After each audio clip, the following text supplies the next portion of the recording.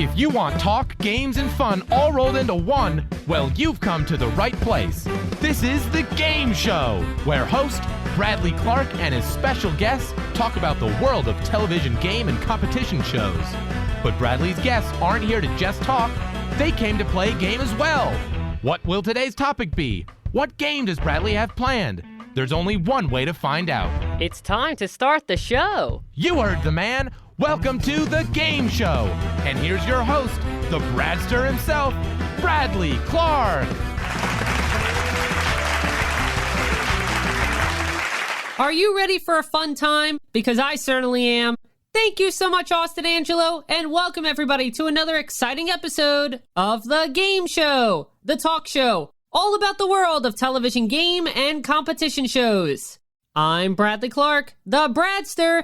And if you are a super fan of The Game Show, you know that I've had my fair share of game show hosts, contestants, and producers join me as special guests. However, over the past 70 episodes, yes, 70 episodes, even I have to pinch myself as I say it, I've only had one game show director join me on the line to chat about their incredible career.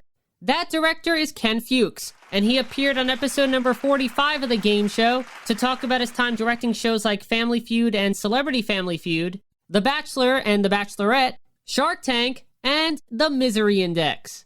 Well, I think it's about time for a second game show director to go from the director's chair to the game show's special guest chair.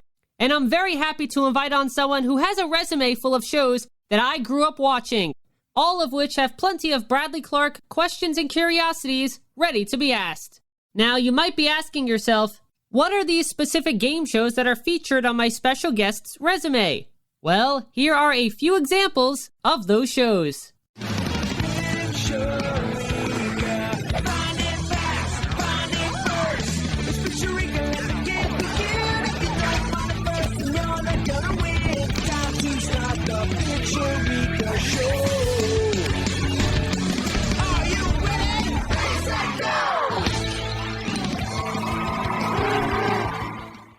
Hello, I'm Vernon Kay, and welcome to $1 Million Mind Game.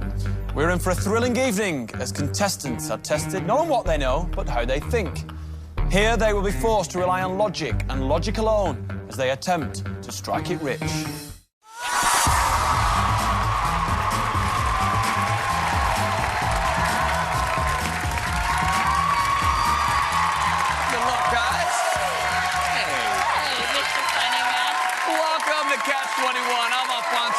Say hello to our dealer, Miss Mickey Padilla. Hey, everybody. Good luck to you guys. All right, well, let's meet the players, because one of them could leave here with $25,000.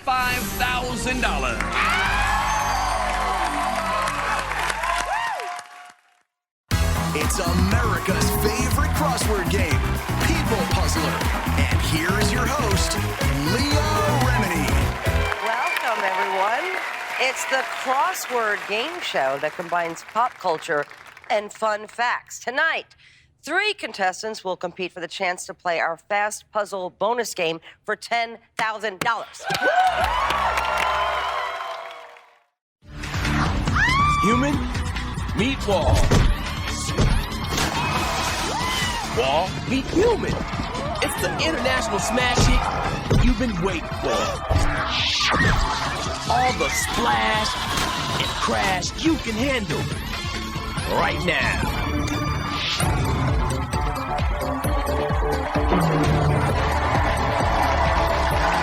What's up, everybody? I'm Tech Home, and this is Hole in the Wall.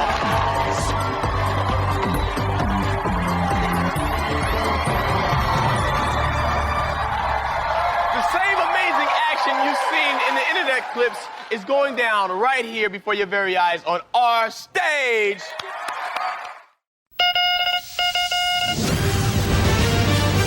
The game that's fast, fun, and so easy to win. From coast to coast America, ABC's National Bingo Night begins now. The official bingo balls are making their way into the Bingoplex. It is the 2.5-story, 1-ton bingo sphere. Inside are numbers 1 through 75. Every week, viewers get rich just by playing at home. NBN Commissioner Sunil Narkar has sanctioned tonight's game. Watch, mark your cards, and win big at home. Thousands and thousands of prizes will be won tonight, including a $10,000 Kmart shopping spree, a Royal Caribbean cruise, and our super jackpot of $50,000 cash. It's all on the line starting now. ABC's National Bingo Night begins right now. Your host, Ed Sanders. Beautiful. Hello, America, and welcome to National Bingo Night. Now, this show is all about luck. Multiple games of high-stakes bingo are being played right here tonight. On tonight's mystery cover, a distant cousin of Abraham Lincoln who turned down the title role in Jerry Maguire. Do you know who it is? Let's play On the Cover with your host, Mark Wahlberg. Why, thank you very much. Thank you, and welcome to On the Cover. Hey, if you think you know pop culture, then this is definitely the show for you.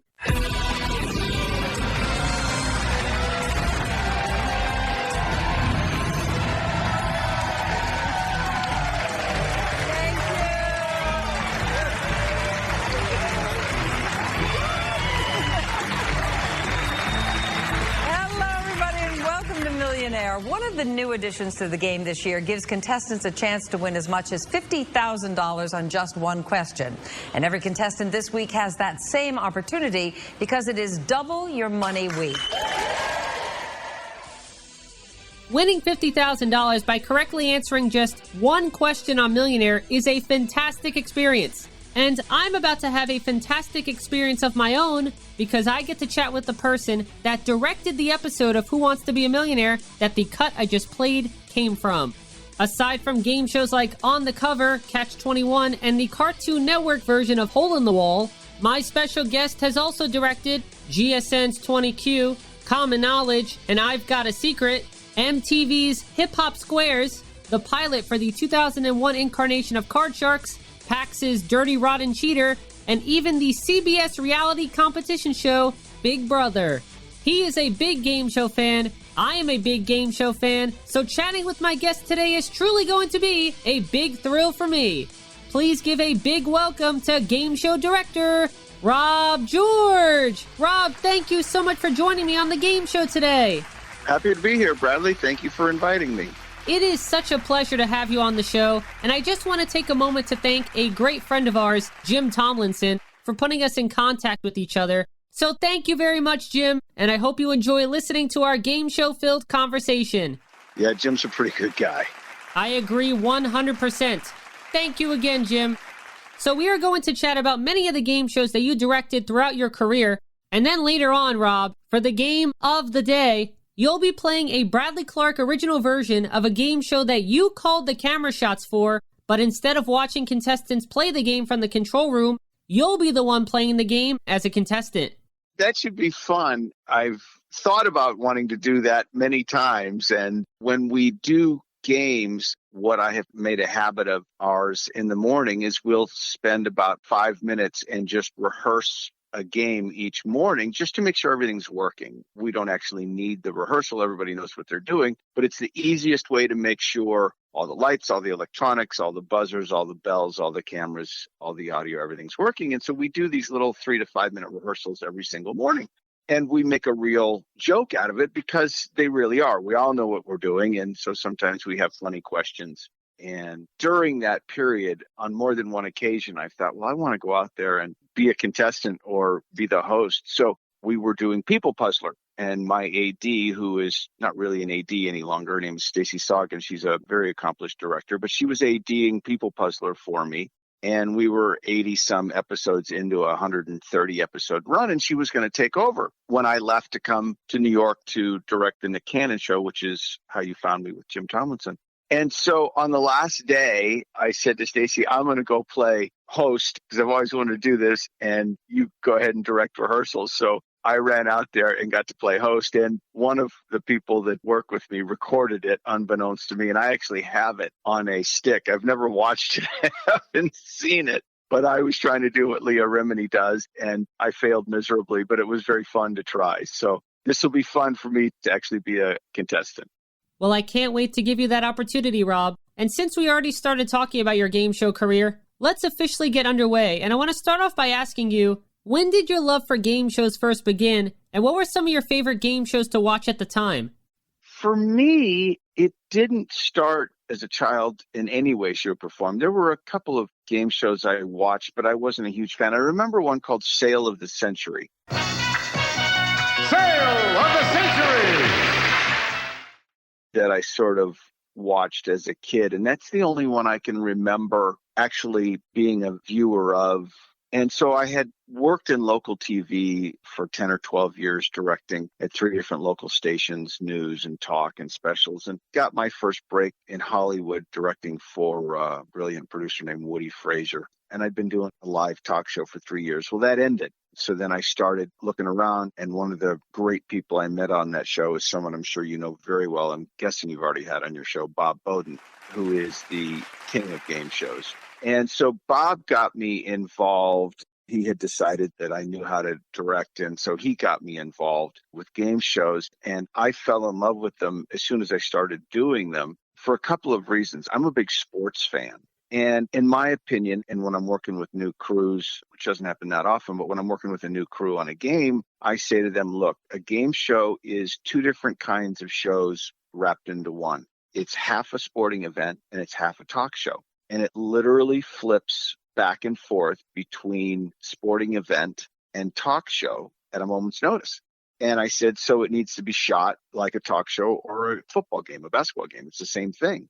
And I love that. I love the fact that it goes back and forth. I love to direct talk, and I love the sporting aspect of it. That's a real game. And the other part that really appeals to me, Bradley, is that in order to direct a game well, and that doesn't mean get it on tape, it means do it at an elite level, you have to be able to play the game at an elite level so that you can anticipate what's coming on. Because what you do as a game show director is you don't follow the action, you meet the action at its happening spot.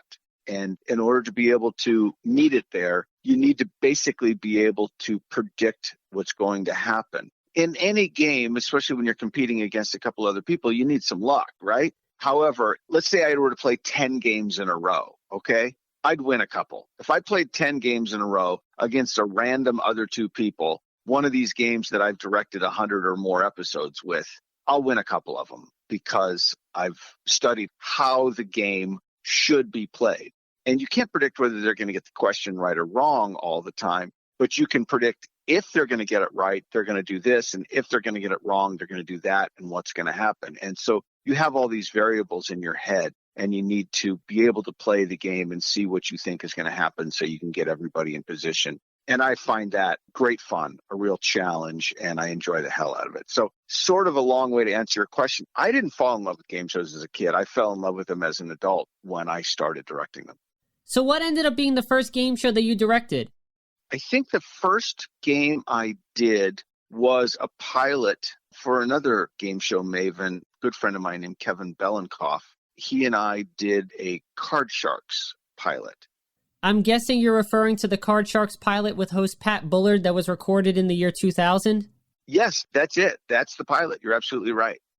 We set up a table where we pretended to sell a new gourmet dog food, man's best food. Good enough for a man, but made for a dog.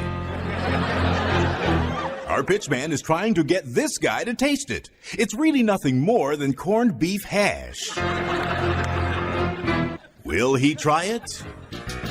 If our contestants know the answer and they play their cards right, they can win over $50,000 here on Card Sharks. And here's the star of our show, Pat Bullard. Welcome to the show, everybody.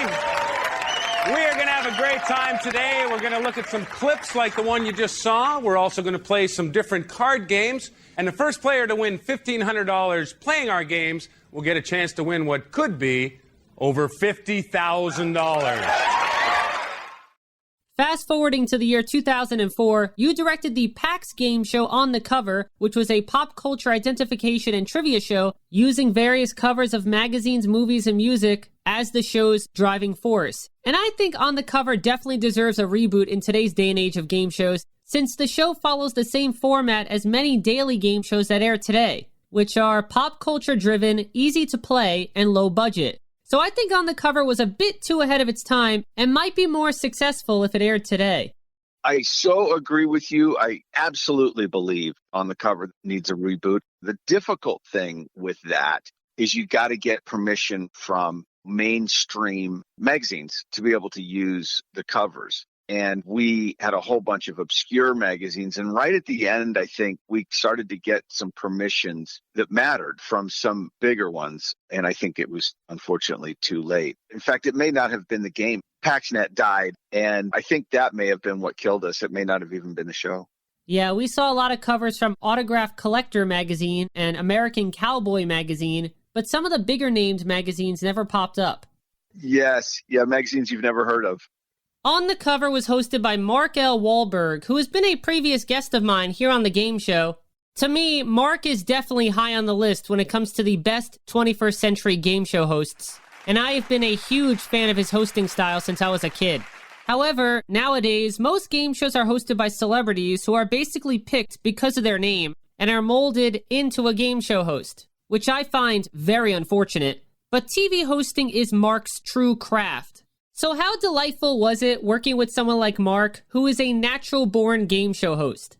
He's a real television professional. When I go to do a game, there are some questions I ask right away. I always know who the executive producer is, who my boss is, because that's who hired me, and that matters to me. And the next thing that matters to me after that is who's the host. Do I have to try to teach someone? Am I with an executive producer who will let me teach the host how to do this? Or am I with somebody like Mark Wahlberg that I don't have to teach a damn thing to because he's just so smart? And truthfully, that's really what it sort of comes down to, is how smart they are, how quick they are, and whether they care about it being good or not. If somebody cares and it matters to them and they're bright, Mark Wahlberg hits that in spades, then they become a very good game show host in a hurry. Because it's a craft. It's an absolute art. And people think it's easy, and it's anything but easy. It is not easy to do. And he's terrific. And like I said, I've done a couple of things with him, and I've always enjoyed it. I enjoy working with someone who is that talented. So, yeah, that's fun. But if you were to read off all my credits, I won't admit it to you. But there are a number of folks who have tried and, in my opinion, have failed. And it's usually one of those two reasons. Either they didn't care or they just weren't smart enough or quick enough to get it, because it's not easy. And that's the funny thing, is people do think it's easy. They don't understand that they have to learn the game really well also. But it's great fun when I'm working with a real host, and quite the contrary. It's actually a little painful when we're not. On episode 11 of On the Cover, during the bonus round, the time that the contestant had to identify the 9 celebrities featured on the 9 covers was reduced from 30 seconds to 20 seconds, and the time remained at 20 seconds for the rest of the series. Brad fact! I have an inkling as to why this change was made, but do you know the specific reason why the bonus round time was shortened from 30 seconds to 20 seconds starting in episode 11? I can't not answer specifically about that one. I do not remember, but I can answer that in general, and this will be true on all games. So if we were going to do 40 episodes or 65 episodes or 130, you have literally budgeted how many winners you're supposed to have. So let's say you're going to give away $10,000, and then you're supposed to give away $10,000 once a week, right? You're going to do 5 shows a week. So let's say you're going to do 40 episodes, you got to have 8 winners. Okay. So you're on episode 10, and now you've already had 4 winners. You got a problem. So what you've got to do is figure out, how do we make the bonus round more difficult so people can't win. Well, what's an obvious way to make the bonus round more difficult is you shorten it from 30 seconds to 20 seconds. So my guess is that something like that happened, because that happens. The same thing happens the other way. You'll do it 20 seconds. You'll be 10 episodes in and you won't have had a winner yet. And you think, we got to fix this. So you turn it from 20 seconds to 30 seconds. So do I know exactly why we did it? I don't remember, again, too long ago. But I'll bet you a whole bunch of money it was that reason, because that's the logical reason. Well, here's a Brad fact for you, Rob, and it's probably the reason why the bonus round time reduction was made. It's probably because out of the first 10 on-the-cover bonus rounds, 9 of them were winning bonus rounds. Brad fact. Then I just answered your question. During the opening 15-second speed round, and during the bonus round as well, if a contestant said an incorrect answer, a buzzer would sound that was the exact same buzzer sound as the Time's Up buzzer used during the bonus round on Wheel of Fortune. Brad fact. Ready? Ready. Time starts now. TV show. Love Boat. Actor. Viggo Mortensen. Yes. Movie. Close Encounters of the Third Kind. No. Landmark. Golden Gate Bridge. Yes. Actress. Suzanne Summers. Yes. Actress. Sandra Bullock. Yes. Time is up. You did great. 30 seconds on the clock. Good luck to you. Your time starts now. Actor. Josh Hartnett. Yes. Actress. Elizabeth Taylor. Yes. Movie series. Superman. Actor. Christian Slater. Yes. Actress. Reese Witherspoon. Yes. Actor. Ben Stiller. Yes. Actress. Pass. Band. The Kinks. No. Actress. Audrey Tattoo. Yes. And that will be all 9 of them. We got through it with time on the clock. People is the category of 10 seconds. Good luck. Forestry, school sound, Marstry, Varsity Squad. Oh my gosh, he said it in 11 seconds instead of 10. Aye. Rob, I was wondering if you know whether certain game show sound effects or music cues are public domain, because in addition to the Wheel of Fortune sound effect, 1 year later in 2005, the music cue used after Mark said, "It's time to crack today's mystery cover" during the On the Cover bonus round became the case reveal sound effect used on Deal or No Deal after host Howie Mandel said to a model, "Open the case." Brad fact. It is time to crack that mystery cover. Open the case.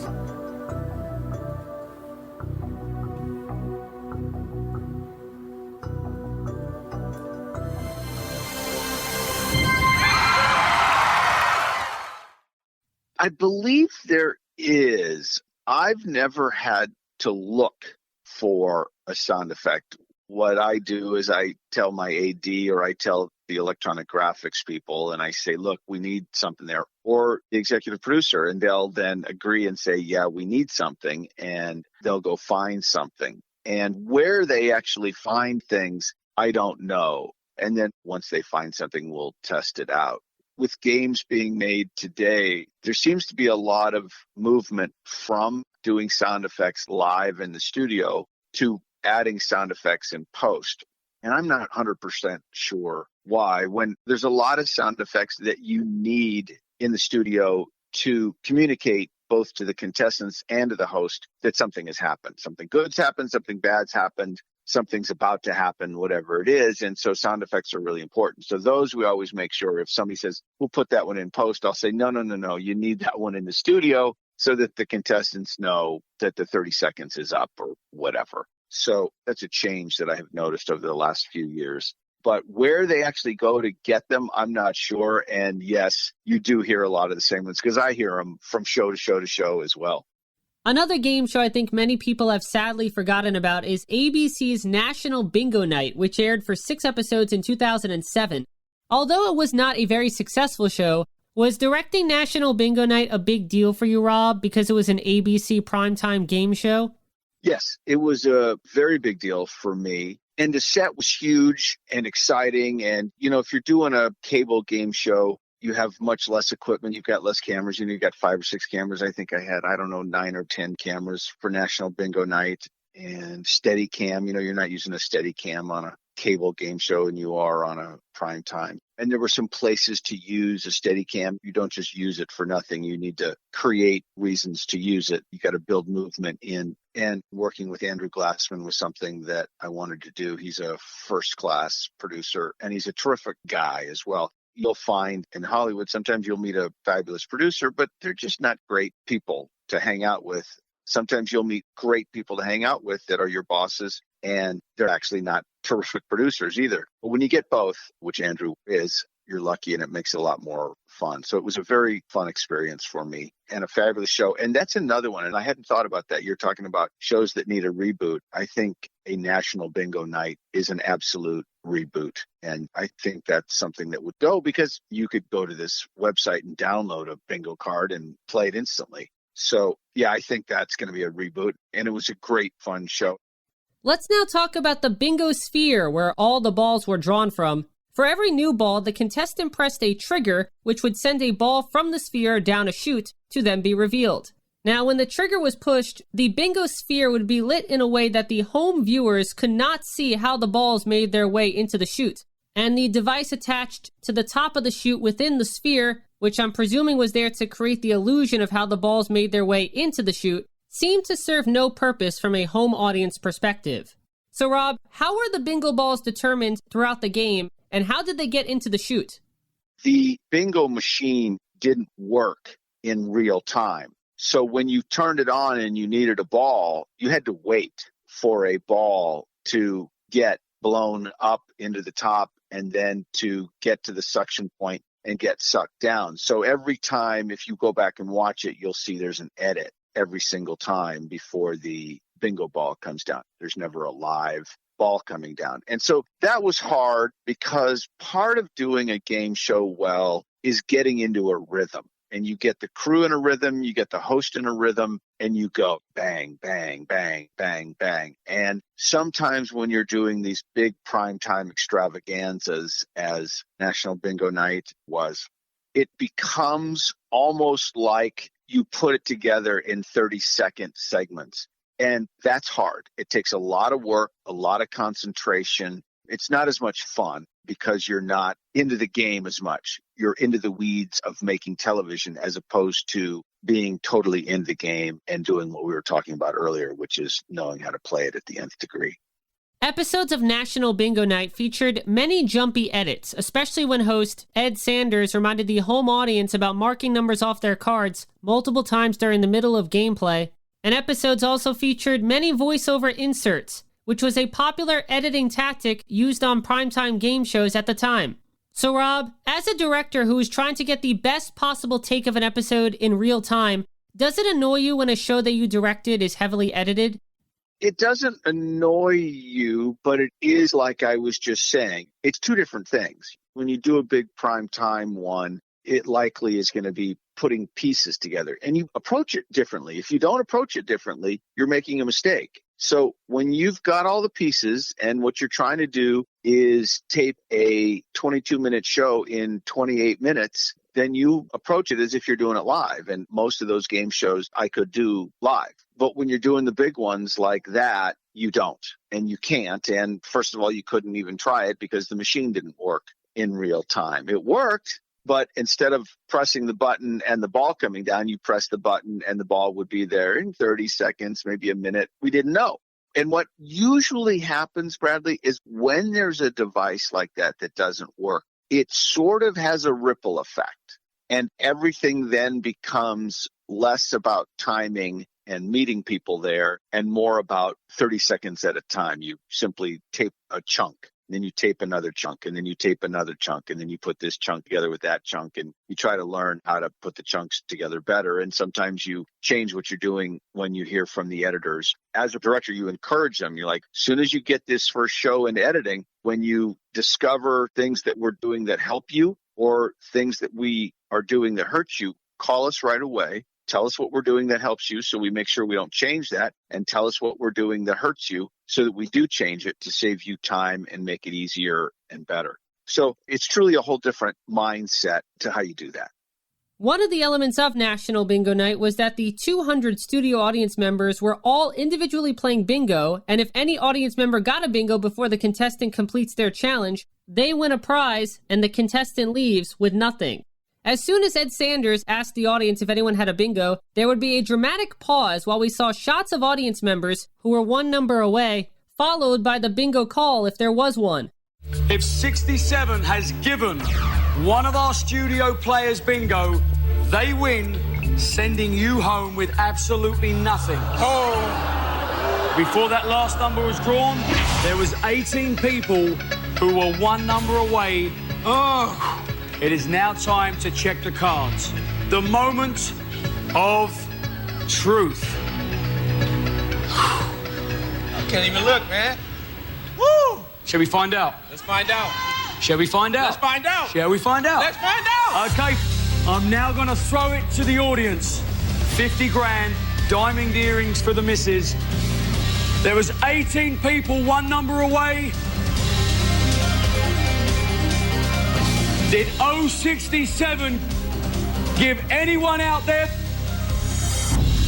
bingo tonight? Bingo!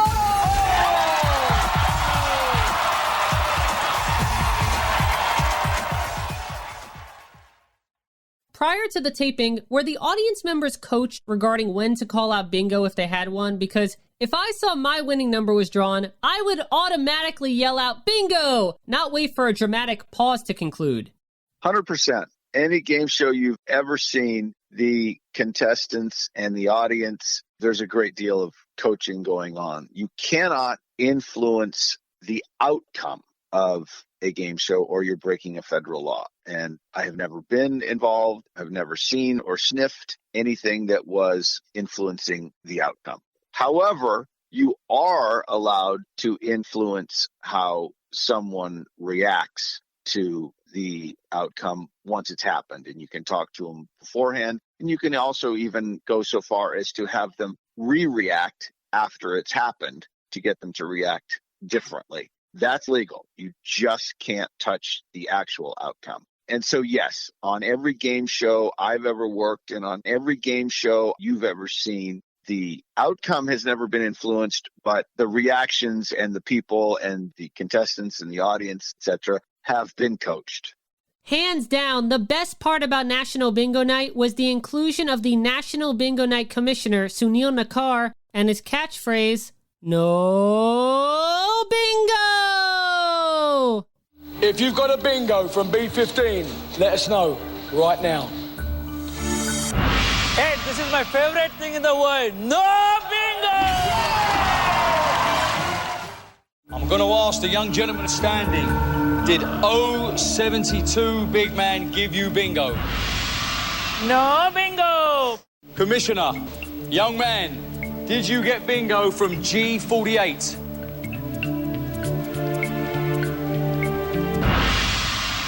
No bingo! Yes!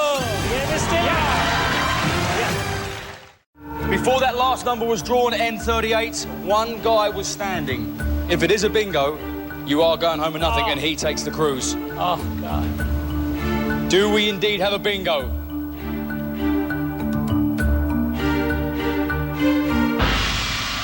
No bingo!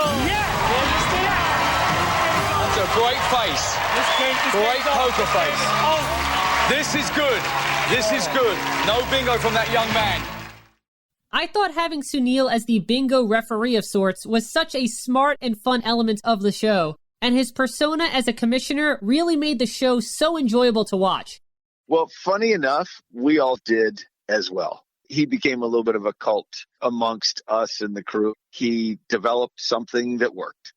Obviously, Sunil the commissioner doesn't know the numbers on everyone's card, but did the producers put an identification number on all of the audience members' cards and have a database of all of the cards so that they can tell Sunil using an earpiece if a bingo call was coming up? Or did nobody know about the bingo until the audience member actually called out bingo? So you just don't do that kind of thing without being able to verify. So in a game show, you might trust but you only trust up to the point where you can verify. You always have to be able to verify. And in fact, if you're making a game show that you're going to do in real time, you have to be able to verify in real time. Now, that show we weren't making in real time, so you could wait. But I got to believe that exactly what you said, there was a number on every single card, and we knew what every card was before the person even knew. We were tracking them all in a database. So, yes, I believe that's what we were doing back then. But I'm not sure because, again, it was a while ago. But that is absolutely how you would do it today. If you were to do that show today, every single card you handed out would be numbered, and you'd be able to track them all in your own database. And I know he had an IFB, and I know I spoke to him. So I have some sort of vague memory of telling him where to go. And I think we knew where the cards were as well. So we could tell him where to go. Let's now talk about another bingo-themed game show that you directed, and that is GSN's Bingo America, which aired for 2 seasons from March 31st, 2008 until January 2nd, 2009. So Rob, after you found out that National Bingo Night had been canceled by ABC, what was your reaction when you first heard that creator Andrew Glassman retooled the format for a daily GSN show? It's always fun to get those calls where something you've done before is going again. And I told you Andrew Glassman was a first-class producer and a first-class guy. And I had done plenty of things for GSN, so I knew all of those folks. So that's always fun. And then we had streamlined how it was done. So now it was being done more in the studio and a little less in post. So like I said, it's a different directing for me, but again, a more enjoyable way to do a game show. Season 1 of Bingo America was hosted by Patrick Duffy, best known for playing Bobby Ewing on the primetime soap opera Dallas. And Season 2 was hosted by Richard Karn from Home Improvement and host of Family Feud from 2002 until 2006. Brad fact! Rob, was there a particular reason why Richard Karn replaced Patrick Duffy as the Season 2 host of Bingo America? I don't remember the answer to that. Patrick Duffy was a huge name and a big get as a host for GSN. So I don't know if he was busy with something else or what came of that, why they made a change. I will tell you a funny story, one of the most embarrassing things that's ever happened to me in a control room. So when I was a kid, I would watch Dallas, and I think I was older. I think I was in high school, and maybe it was in college. I don't remember, at UCLA, but I was a big Dallas fan, the primetime soap opera that Patrick played Bobby in. And game show hosts all have an IFB, and I was talking to him, and I needed him to do something. And I said in his ear, Bradley, instead of Patrick, I said Bobby in his ear.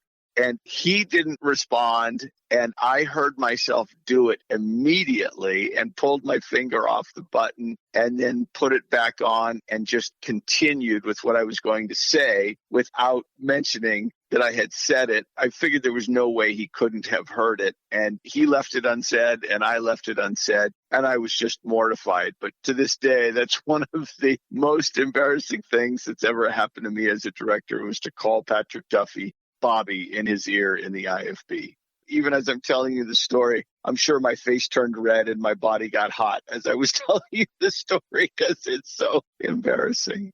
So did Patrick not notice that you called him Bobby? I don't know whether he noticed or not. I would find it almost impossible that he didn't notice. I think he was just very gracious and didn't call me on it. He was a very gracious man.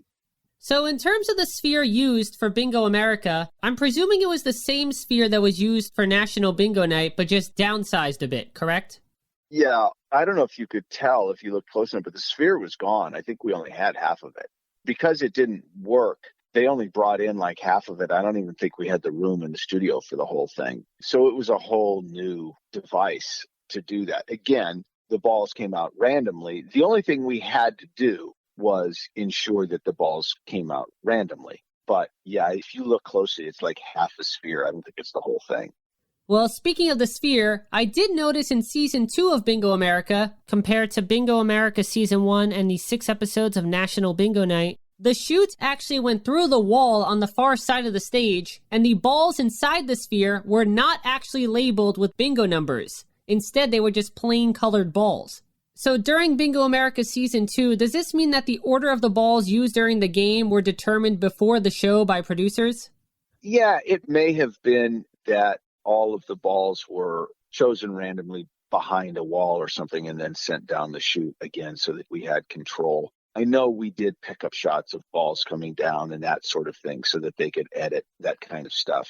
So, yeah, I think maybe there was some sort of randomization that was done ahead of time so that they could all be lined up and then was in a locked room and approved by a lawyer. But don't you think that predetermining the order of the balls prior to the taping is a bit unethical, since the show is promoting that the world's largest bingo sphere is choosing the balls in play, but in reality, the sphere doesn't actually work? Well, again, it's all time and money, and it did work in the network version. It just didn't work in real time. So when you hit the button and you waited for the chute, you might have to wait 30 seconds or a minute for a ball to come down the chute. So you would edit that time out. But it did actually work. By the time we got to the cable version, they just didn't have the money or the time to be able to, first of all, use that entire device. And second of all, to wait that long, because, when you're doing a half-hour version, you're doing 5 or 6 episodes a day, not 1 a day or 2 a day like you're doing for a primetime hour. So they had to come up with some device that actually cut down on time. It's just a function of economics, or you can't do the show. So that's just all economics. And someday, Bradley, if you're producing a game, you'll just sit there and think, okay, so how do I make this work? Because that's in fact what it is. How do you make it work? Well, I hope in the near future, you'll get to hear at the end of a game show, this has been a Bradley Clarke production. Bradley, hopefully I'll get to work for you someday as a game show producer. You'll hire me and I'll come direct some game for you. Rob, you already have an open invitation to be my director. Terrific.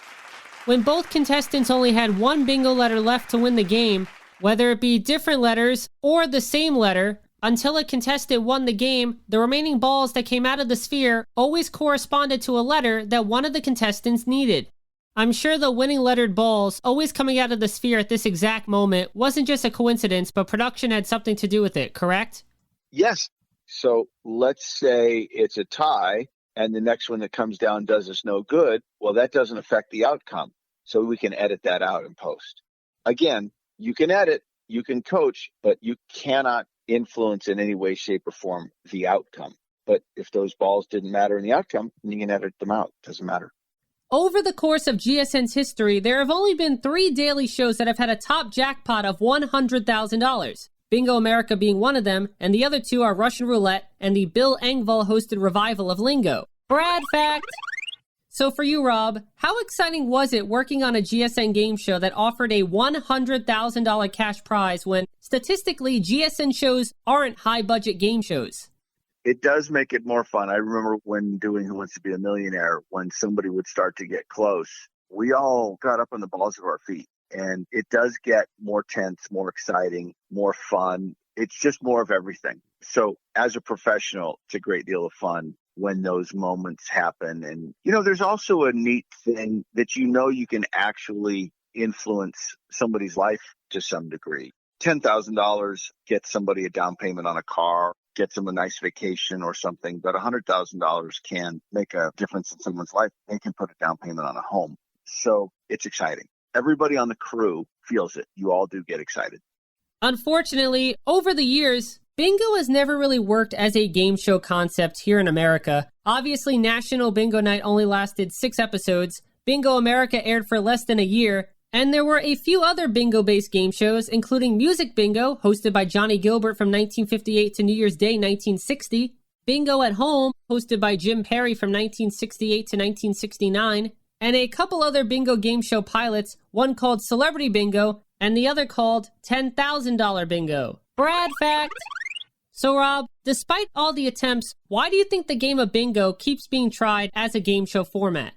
Because I still believe that there's going to be a game where people can play at home that's going to be the next Who Wants to Be a Millionaire. That's going to be huge. I did a pilot with Jeff Appeloff, another terrific producer, very funny man, and a very accomplished producer. He did a game. There was an app that was out, and I don't remember the name of the app at the moment. My stepson and my stepdaughter both knew of it, and one of them had it loaded. And when you do a game pilot, Bradley, you do not have to give away the money, and you don't have to do it legally. You can cheat on a pilot because you're not going to air it and say it's real. So there are all sorts of game pilots made where you don't have to follow the rules because you're not going to air it and the person doesn't get to win the money because you've told them ahead of time. It's an entertainment show. It's not an actual game show. It's a presentation you're putting together. Well, we did a pilot and we did it for real so that it could air, and we did it electronically for real. So what we did, it would have been 2016-ish, I believe. We had some sort of Zoom, and the person in the studio literally played a person at home on Zoom. They were on a computer at home, and we were able to appropriately delay the player in the studio's computing to match the person at home, so they literally could play against each other in real time. And it worked. It was phenomenal. And I think the person at home would only play for a question, and then we'd go to somebody else. And if they won, they'd win what the player was going to win, which would be like 60 grand, 80 grand. I mean, it could go way up. But I mean, it was totally common if this game show had gone for someone at home to win $60,000, $80,000 just by getting one question right and beating the contestant. So I thought this was a fabulous idea. I think it was for NBC. They went with something else that they did a season or two of, but they've still got this. And I just think it's a phenomenal idea because, like I said, you were excited to play with a bingo card. Imagine literally being able to sit at home via a Zoom device, play in real time the contestant in the studio, and by answering one question right and beating them, you're going to win 60 or 80 grand or 100 grand or 40 grand or whatever the heck it was, and you're done, and there it is. You get a check in the mail. So I think that's pretty cool, and I still believe some game like that is going to be like Who Wants to Be a Millionaire was when it started on the network here in the States. And the way it was is you played people on the app. So you went on the app, and then it connected you with someone randomly in the world that was on as well. And then you played, I think, a 10-question set against that person. And whoever won moved on to play somebody else. And you would go up in standings. You know, the more you won, the more you moved up. And this app existed, and I think it was fairly straight trivia. You could pick categories or something like that, but I think it was straight trivia. And it was just seeing who you could beat, and you were playing in real time against somebody somewhere else in the world. And we made that work in the studio there at Universal for NBC, and it was very cool. Now let's talk about another GSN show that you directed, and that is Catch 21, which was hosted by Alfonso Ribeiro and featured Mickey Padilla as the card dealer. The original version ran on GSN from 2008 until 2011, and Catch 21 was actually a revival of the classic Wink Martindale hosted game show Gambit, which premiered on CBS on September 4th, 1972, the same day as both The Joker's Wild and the new Price is Right, which started the golden age of game shows. Brad fact: Gambit was created and executive produced by Heater Quigley Productions, which also produced other legendary game shows like The Hollywood Squares and High Rollers. And the late great Merrill Heater also created and produced Catch 21. Brad fact: as a game show fan yourself, what was the experience like working with game show producing legend Merrill Heater on Catch 21? So I wasn't aware of Merrill's legendary status, and I was quickly made aware. And I believe my friend Kevin Belenkoff was still at GSN at that point, and I believe Kevin was a friend of Merrill's, and that's how this got there. So I think it was Kevin who explained to me what a stud Merrill Heater was. And yes, he was there a little bit, and I did get to meet with him. And it's always fun to be able to connect with that generation in an industry that you love. I got to work with Dick Clark when I directed The Other Half, and that was a real thrill. So when you get to do that, it's fun. And those moments don't happen a lot, but when they do, they really are kind of neat. You have to take stock and appreciate the moment. Was Merrill Heater around a lot during run-throughs or even tape days? And if so, was he giving any advice about gameplay or certain production elements? He was there some in the beginning, yes, and he had a presence, and we were happy to have him around. He was a delightful man, and obviously he was not a young stud anymore. He was a gray-haired stud. But when Merrill spoke, we all quieted down and listened and realized we were listening to somebody who had a whole lot of sage advice, and we'd be idiots not to take it. So, yeah, it was fun to have him around when he was. Another GSN game show I want to talk about is I've Got a Secret, which was hosted by Bill Dwyer and is GSN's 2006 revival of the classic game show. It's time for I've Got a Secret. Is he still living? Yes, he is, I think. Because they're dying nowadays. They are. You look like Little Red Riding Hottie. The king of confetti, Rip Taylor! Are you human? And now, here's our panel. Former Major Leaguer Billy Bean. From Sirius Satellite Radio, Frank DeCaro. Comedian Suzanne Westenhofer. And why is this man smiling? Because he's Jermaine Taylor. Now, the driver of this carpool, your host, Bill Dwyer. Thank you. Hello and welcome to I've Got a Secret. Come on.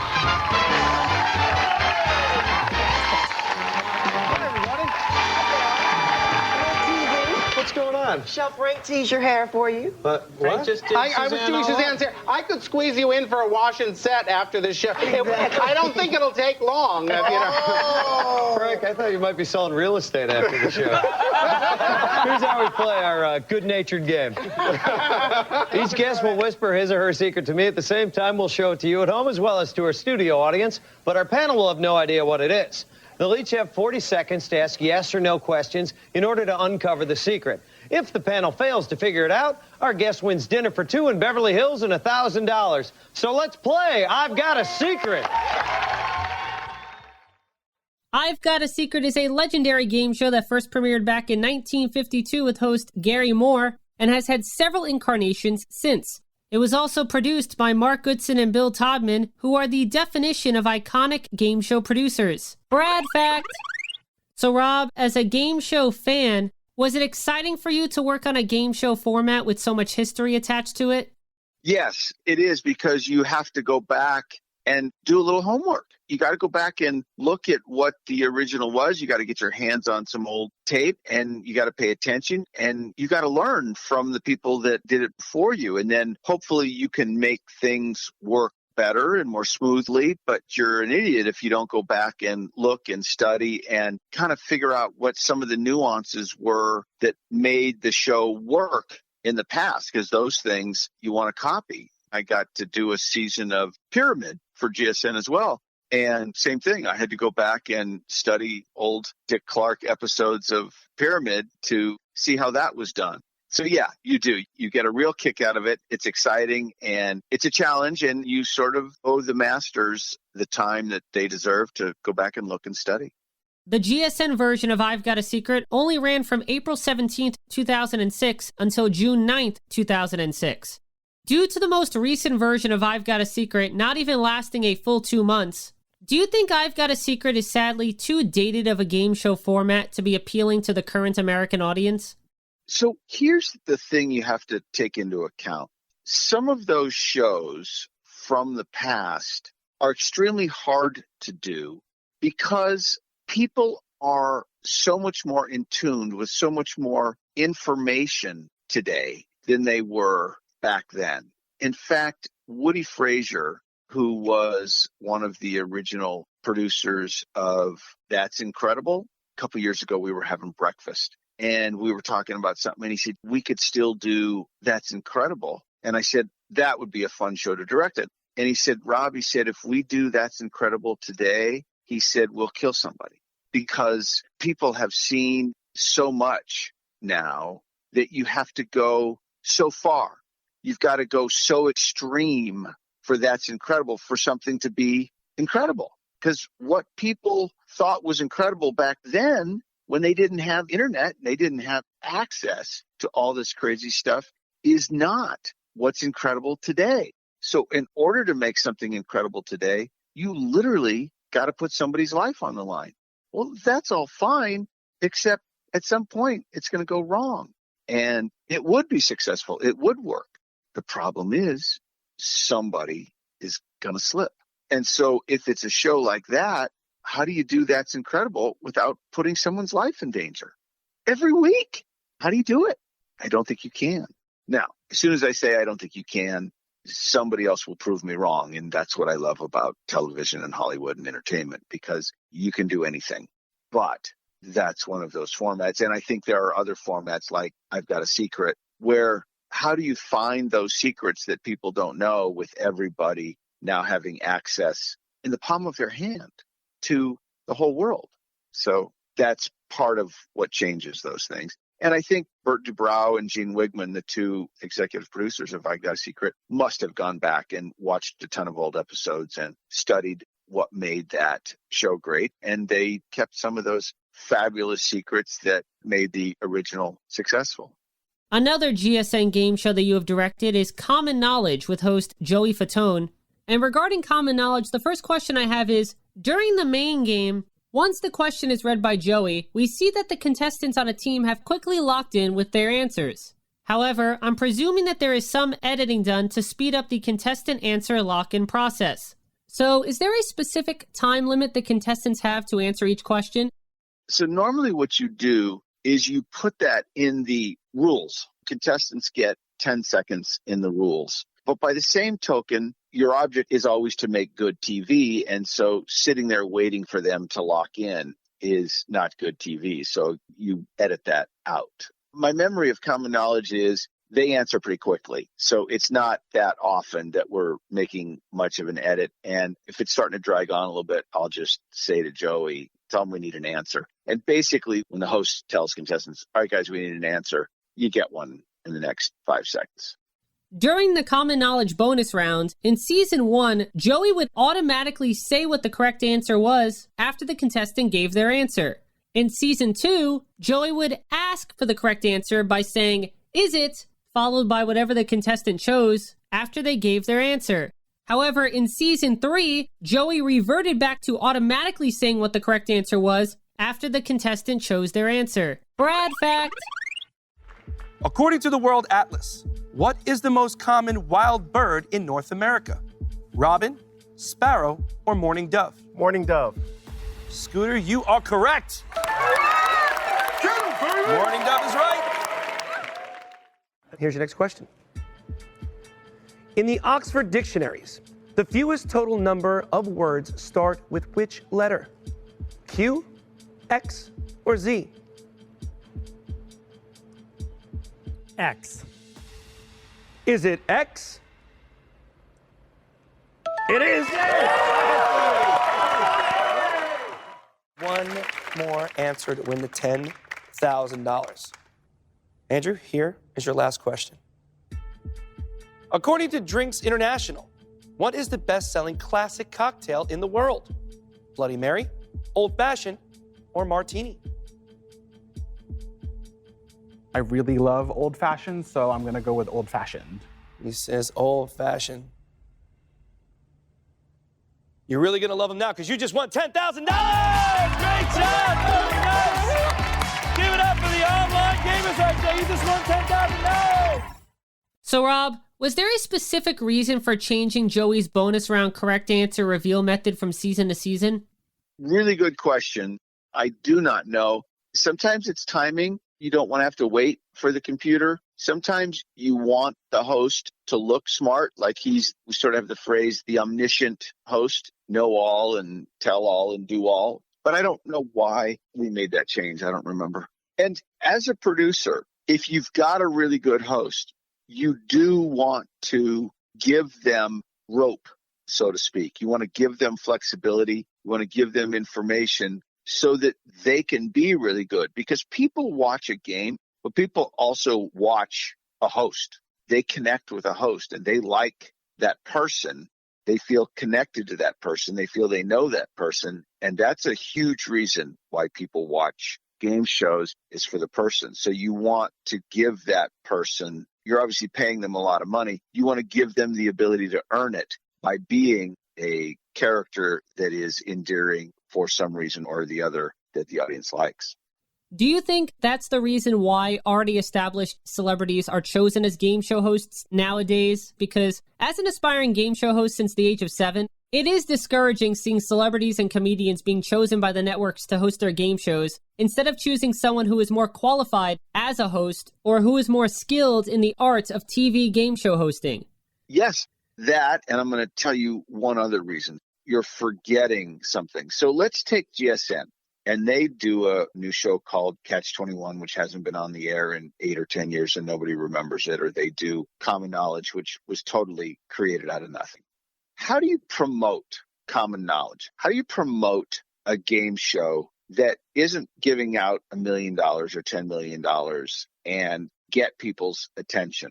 The easiest way to do it is with Joey Fatone, because people don't know Common Knowledge, but they know who Joey Fatone is. They know who Leah Remini is. And so that's one of the huge reasons, is to get noticed. You know, People Magazine isn't going to do a story on the new GSN game show called Common Knowledge, but they might do a story on the new GSN game show called Common Knowledge if they get to sit down and do an interview with Joey Fatone and go back and get some old stories and some new stories and that sort of thing. So Entertainment Tonight or Access Hollywood or any of those media outlets, they need something.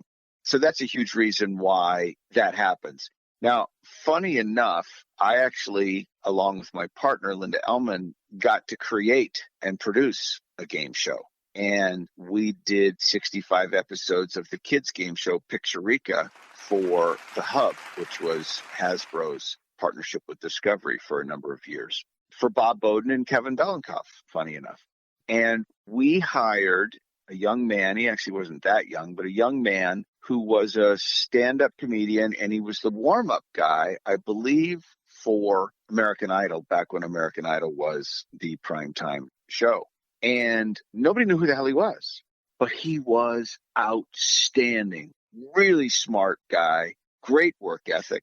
And I told him, being that I was one of the 2 executive producers on the show, when we hired him, I said, look, I'm not giving you prompter, so you need to learn the rules. I said, I will spend as much time with you as you want. We'll write them and you can put them in your own words. I said, because all you really have to do is get the beats out, and I'll make sure you get the beats out the right way. But other than that, I said, they can be in your words, but you're not reading this. You're not getting a prompter, so you're memorizing all this. And I'm perfectly fine putting cards up or putting things to give you bullet points to remind you. I'm all for that, but you got to just learn it, because you're going to be all over the place, because it was a physical game and we had multiple sets. So he was going to be all over the place. And he said, great. And he was so smart and had such a great work ethic that he learned it and was absolutely outstanding.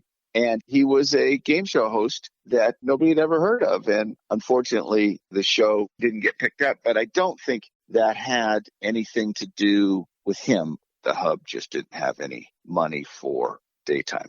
And the host of Pictureka that you're referring to is Corey Almeida.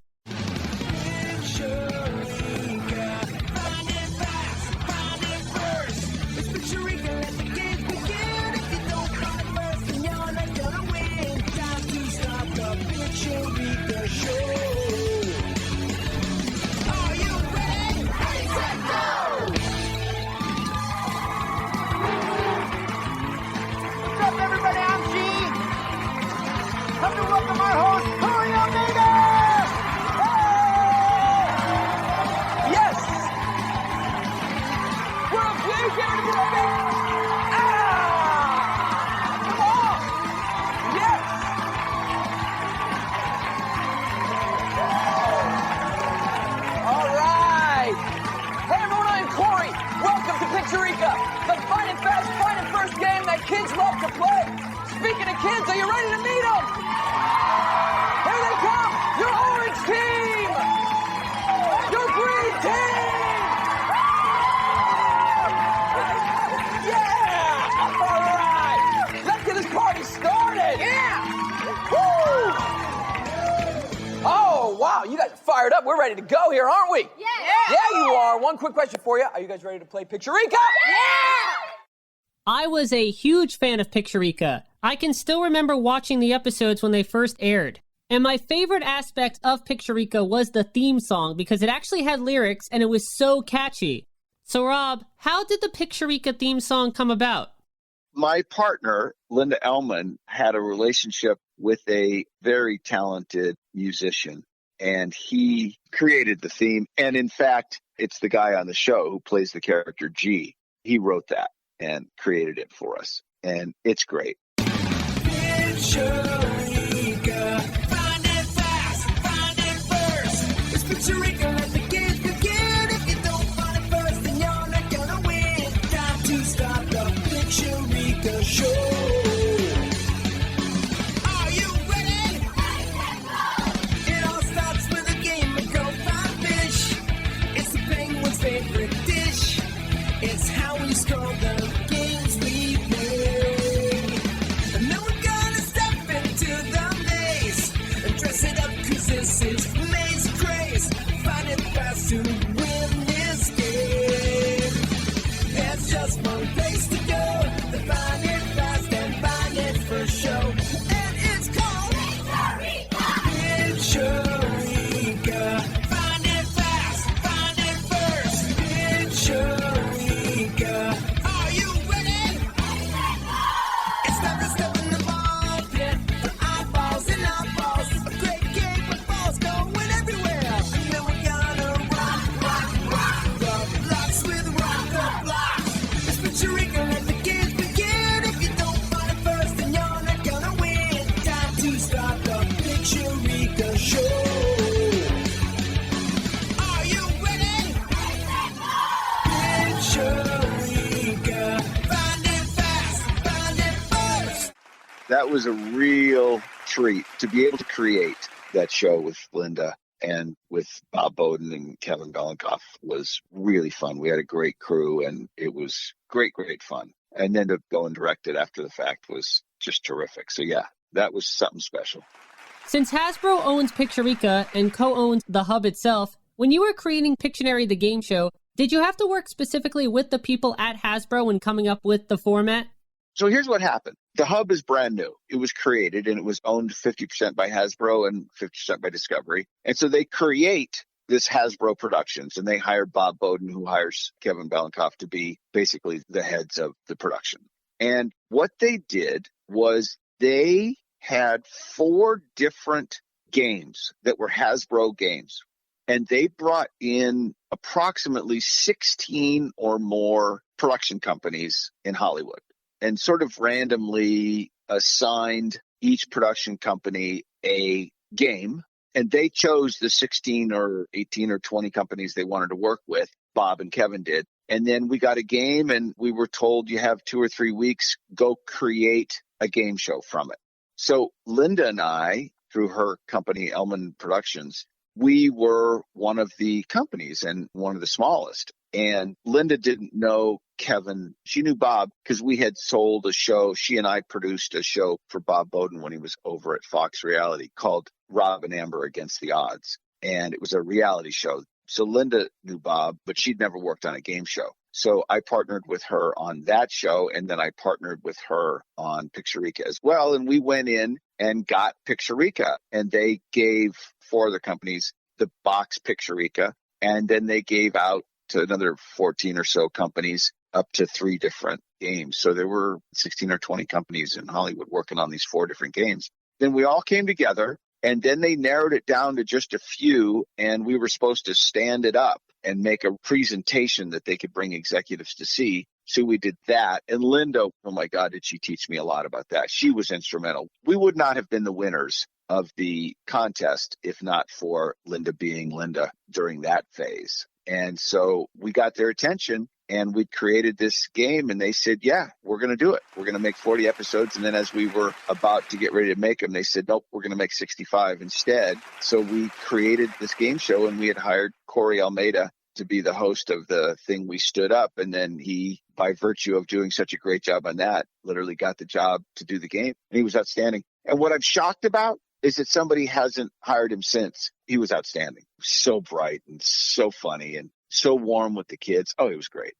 How did you come up with the design of the Pictureka set? Because the set was such an integral element of the show. Since it was constructed in the round, it was whimsical in design, and each round of the game utilized a different area of the set.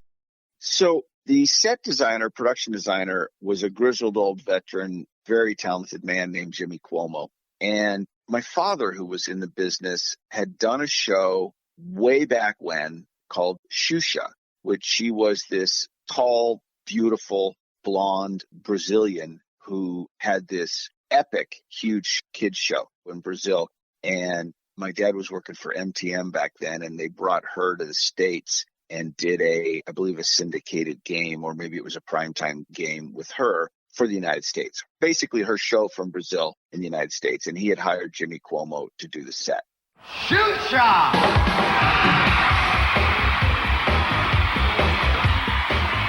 XUXA is pronounced Xuxa in Brazil. And while it's easy to question the spelling, you can't question the phenomenon.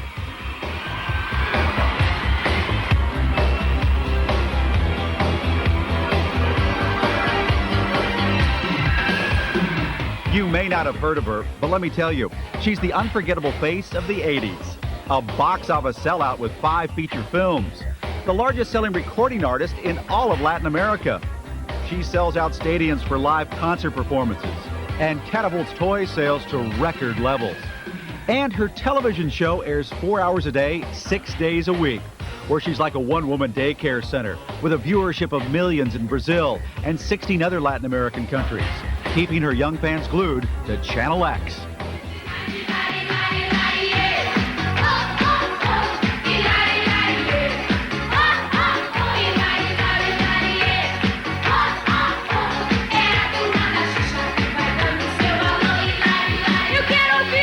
It's hard to separate the audience from the performance, and that seems to be the key. Everyone gets involved and everyone has fun. But what is the magic? Is it her talent, her looks, or her personality? I don't know why. You don't know why? No. And maybe we shouldn't question it. It's the kind of popularity that feeds on itself. It's Xuxa mania, and the Xuxa ball just keeps on rolling.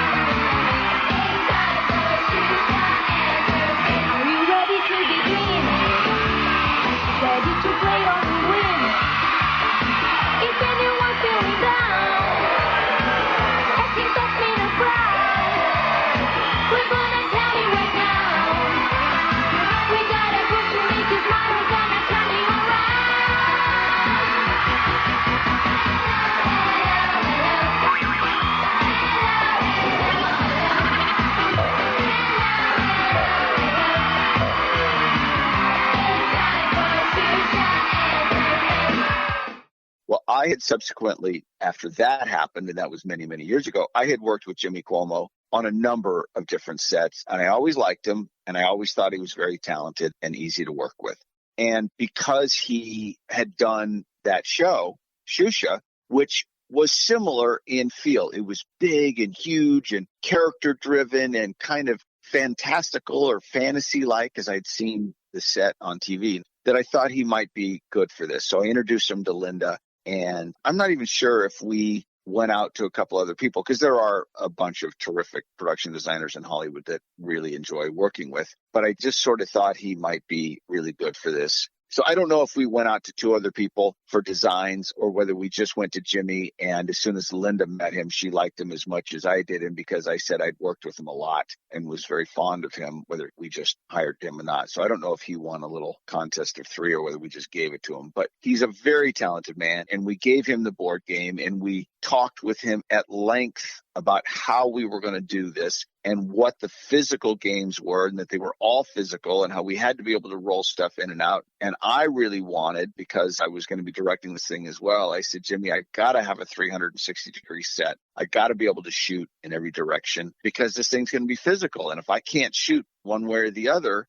then I'm going to trap myself and it's going to suck. So please, you got to make a 360-degree set, which is more expensive. And he did. He just did a phenomenal job. He was just at his best and delivered in spades. He's very, very talented. Let's now talk about one of the more recent game shows you have directed, and that is GSN's People Puzzler with host Leah Remini. Just like bingo-based game shows, crossword-based game shows have not been the most successful in the past either. Aside from the original version of the Crosswits with host Jack Clark that ran from 1975 to 1980, the 1986 to 1987 revival of Crosswits with host David Sparks only lasted 160 episodes. Merv Griffin's Crosswords with host Ty Treadway only lasted one season in syndication from 2007 until 2008, and there was a failed 1966 game show pilot called Crosswords with host George Fenneman. Brad fact! Although crossword-based game shows have not been as popular in the past, besides the fact that People Puzzler has People Magazine attached to the format and fan-favorite entertainer Leah Remini as host, why do you think People Puzzler has been such a popular show with the GSN audience? Well, I think you hit 2/3 of it off the top. People Magazine and Leah Remini. I think both of those things are huge. And I think the other part is, I believe the producers, Scott St. John and Jeff Krask, they kept it simple and straightforward. And I think that is a real important thing in a game. I'll give you a couple of things that I've learned, and you want to take these with you when you're sitting in the executive producer chair. But it's important that you can teach someone how to play the game. And I don't mean a contestant, I mean a viewer, in about 30 seconds, and preferably less. And then if they need to learn something else along the way, if they need to learn a little bit more about round 2, well, then you teach them in round 2, and then the bonus round, you teach them a little bit more then, and you're done. And if you spend too much time having to teach someone how to play the game, you probably are not going to have a successful format. If you look at all the successful formats, they are really simple. So I think the producers did a nice job of keeping this straightforward and simple. And they solved a couple of problems. For instance, what if somebody runs the board? You get a great crossword puzzle person, they could just run the board. Well, that isn't necessarily great TV. So they came up with the idea that if you got 3 in a row, you got bonus points, but you lose your turn. So then it goes on to somebody else. So it's not like the person who won the flip backstage can run the board and get someone knocked out. And those are the most important, most difficult rules in a game, is when you put, I call them false rules in, like bonus points for 3 in a row and you lose your turn. When you start creating rules like that to make TV, you got to be really careful, because most of the time it's a mistake. Most of the time you want a game that's pure. But I think in this case, they found one that works, and that's credit to their creativity. And then, as you do with any game show, you put it on its feet and you run it and you run it and you run it and you run it and see how it works in reality, and then you adjust accordingly. During round 3 of season 2, unlike in season 1 where the contestant in the lead after the first 2 rounds goes first, now the contestant trailing after round 2 goes first in round 3. However, Rob, don't you think that the contestant in the lead should have the advantage of choosing the category, especially since there are only 2 categories to choose from, and they are forced to possibly play a category they might struggle with despite doing better in the game than their opponent so far? Yeah, we talked about that. But again, Bradley, sometimes it just comes down to time and money. And you're saying, well, so what's the money? Well, we have to have then a third category they can choose from, which means there has to be a whole third category created so that they can choose from it. And that's a ton of work. It's legwork, and that's people and money. And so that was something we talked about and thought about. And yeah, I think generally you're right about that, but it's just not economically feasible. And when you realize you're doing 130 episodes, think about how much work that is to add an entire category. Were there ever any discussions of only giving contestants points for letters unrevealed within a word? Because I think contestants should be awarded with more points if they are smart enough to solve a word with less letters revealed, instead of getting the same value of points whether only one letter is revealed or all but one letter is revealed. I don't remember that. It could also simply be ease of scoring, that the computer knows there's 7 letters in a word, so no matter how many of those letters you get credit for the whole word. And it might just be that when you're doing a crossword puzzle, it frequently happens where you can't get a word, then you get a letter, you can't get a word, and you get a letter, and then you get another letter. And finally you look at it and you think, oh, now I know what it is. Well, then you get the whole word, but you couldn't have got it without those letters. So you still get credit for getting the whole word in your own crossword puzzle. So, it could be that too. But I don't know exactly the answer to your question. It's an interesting question. But it might also have just been ease of scoring because the computer recognizes the word and it's all computerized. There's no humans involved. You got to be able to write a program so it's instantaneous. Some of my favorite moments watching People Puzzler is seeing Leah Remini comedically hurrying a contestant if they are taking too long to give an answer, especially if the answer is probably obvious to the viewers at home. Where would you like to go now? I really want to try 9 across. Okay, 9 across. Here we go. We have an I, and we're going to give you an S. All right, here is your clue. King Kong's original isolated home. King Kong's original isolated home. What are you thinking? What do you got? Anything? Yes, I do. Yes, I do. Yep.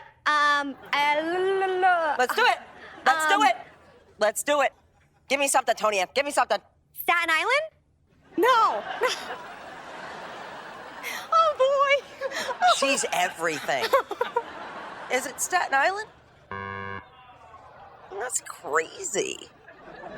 Yeah, Leah is a real comedian and very funny woman, very talented woman. And she likes a day that moves quickly. And there are hosts that are divas, and then there are hosts who are workaholics. And Leah is a worker. And she wants to get stuff done. And we did. We would do 6 episodes in considerably less than 8 hours, even though our day is 11 hours long. We were gone in less than 8 hours most days. And that's from call time to wrap, and 6 episodes and an hour for lunch. So that woman flies, and she likes it that way. She likes to keep all of us on her toes, and we love it too. So that's just a product of who she is and how much fun she has, and that it helps keep the energy for all of the players up, and it fits her comedic nature.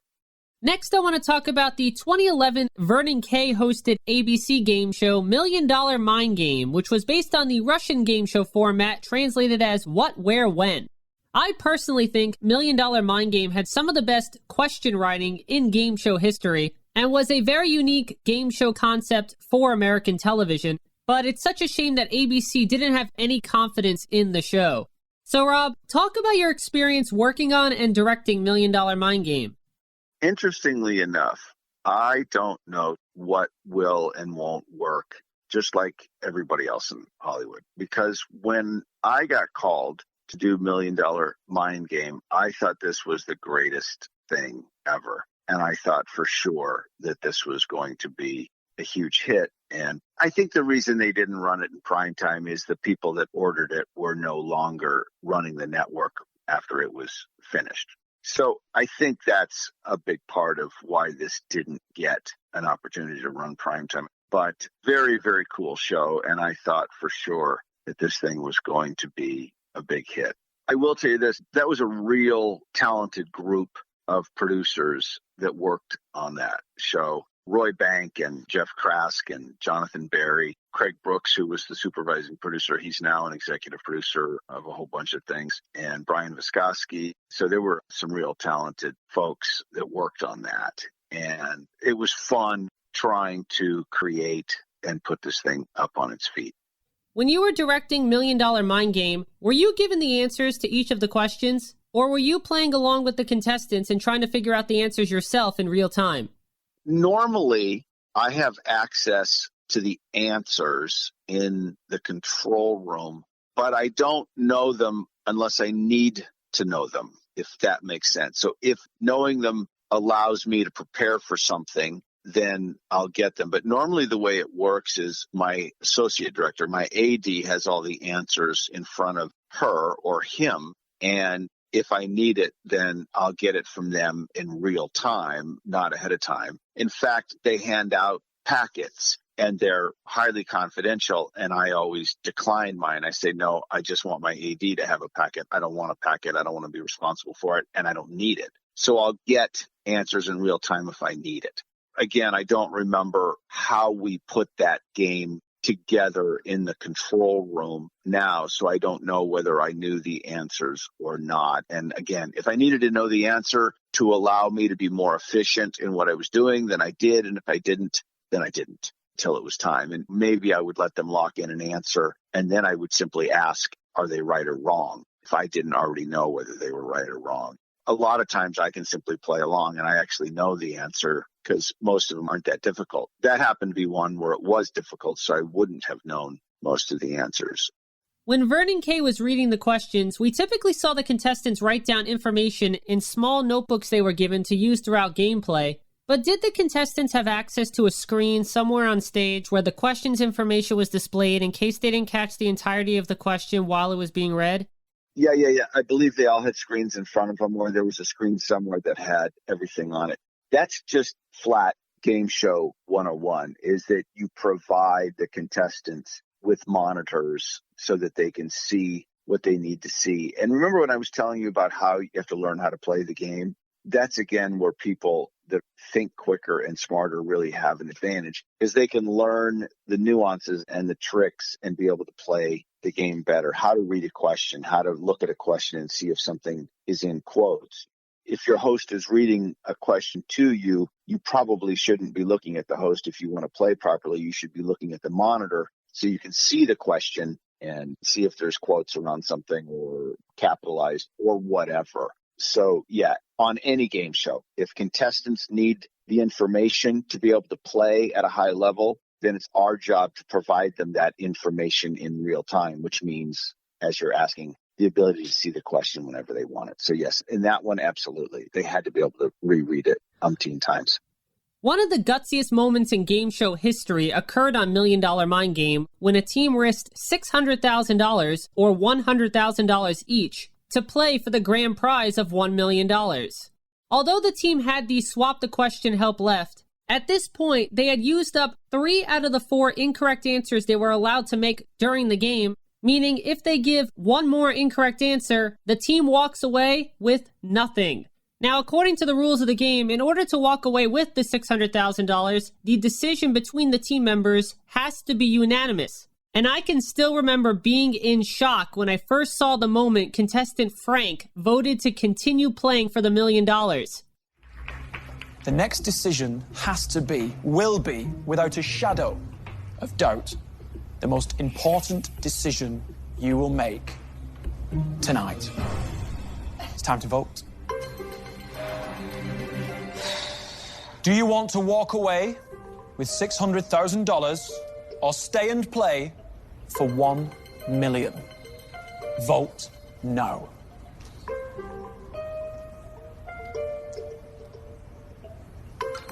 Aman, you look petrified. Well, I feel that we just barely got that last one, and it was a little too close. Okay, then, let's reveal your vote. You want out. Gordon. Yeah. You naturally seem to be the leader. I think you, along with Frank, are 2 of the more confident players at the table tonight. If you voted green, we're staying and playing for $1 million. Let's see how you voted. You've decided to leave. Yeah.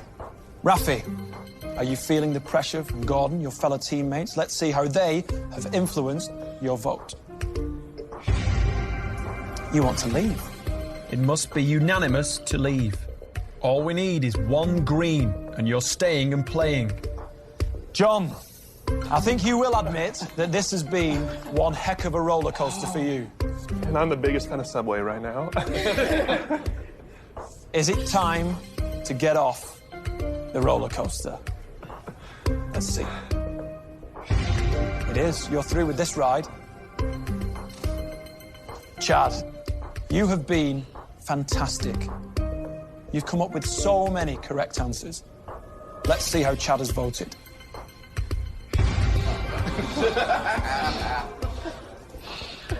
Oh, Frank. Oh, gosh. Frank, I want you to quote what you said earlier on during gameplay. I said, you might as well disconnect my red button now.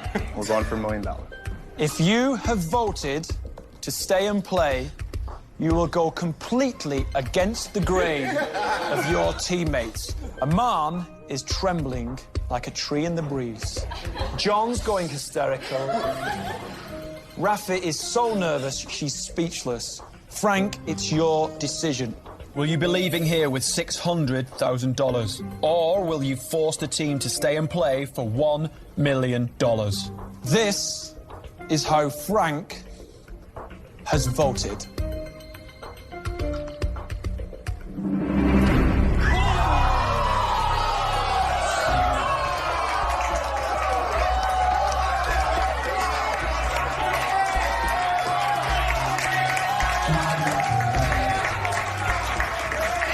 You'll be okay, man. It's come down to this. One question, 60 seconds. Our video game geeks go for $1 million. Don't go anywhere. We will be right back.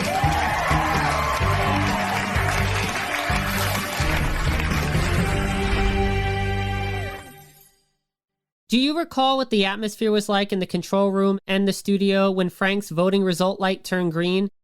It goes back to what you and I were talking about earlier in this conversation, that when the stakes get ramped up to the highest, everybody does sit forward, get on the balls of their feet. The tension gets thick.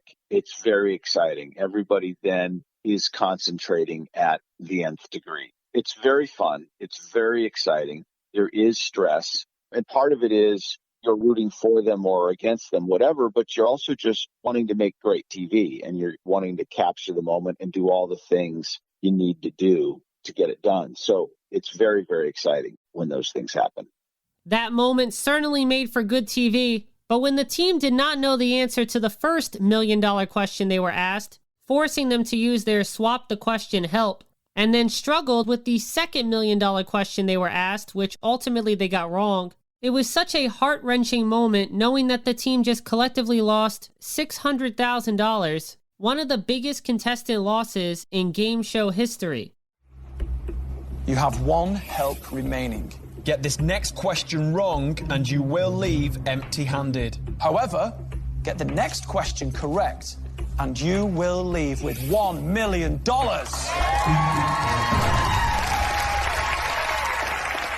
Here's your new $1 million question.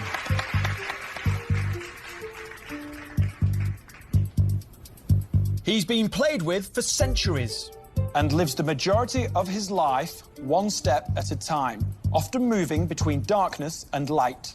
And when he's trapped, his life is over. Who is he? Time starts now. He's been trapped. He's being played with. One step at a time, he gets trapped in a wall, like he gets stuck. You mean like a shadow or something? He's been played with for centuries. Darkness to light. Played with hope. Dice. He's been played with. He's been played. Okay. He's. Who is he? One step at a time. One step at a time. Between darkness and light. And when he's trapped, his life is over. Trapped. What gets trapped? What gets trapped? Youth. Youth. A toy gets stuck in a corner. It's trapped. Trapped between darkness and light. Centuries. He's been played with for centuries. Music. One step at a time. Piano. The stairs. One step at a time. When he's trapped, his life 10 is seconds. over. What's the answer for Rafi? Come on, let's give her something. Rats. When they are trapped on a tree. Being played with one step at a time. Time! Rafi, you're the captain. I need an answer for the $1 million question.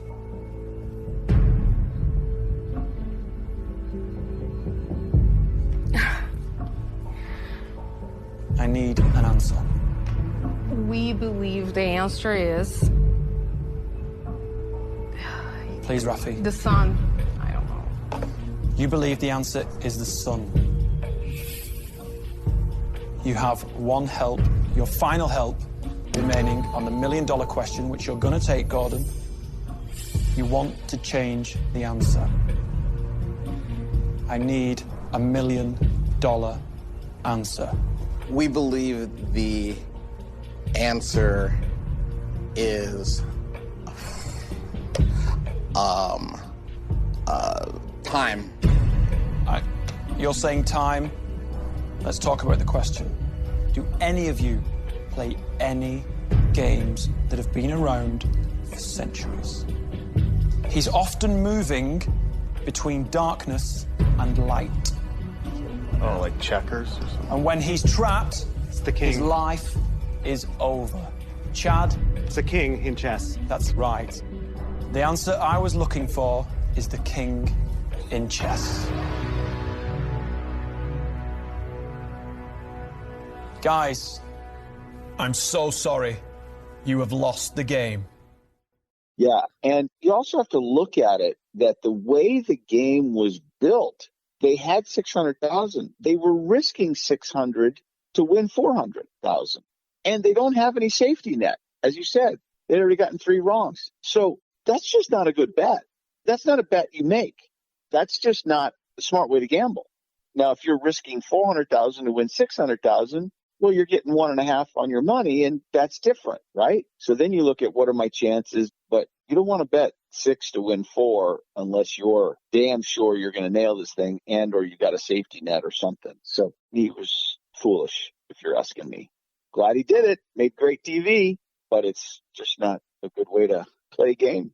Well, building off of that, one of the reasons why I loved $1 Million Mind Game was the money ladder itself, because it wasn't a boring money ladder with the same money denominations that we are so used to seeing all the time on American primetime game shows that have money ladders.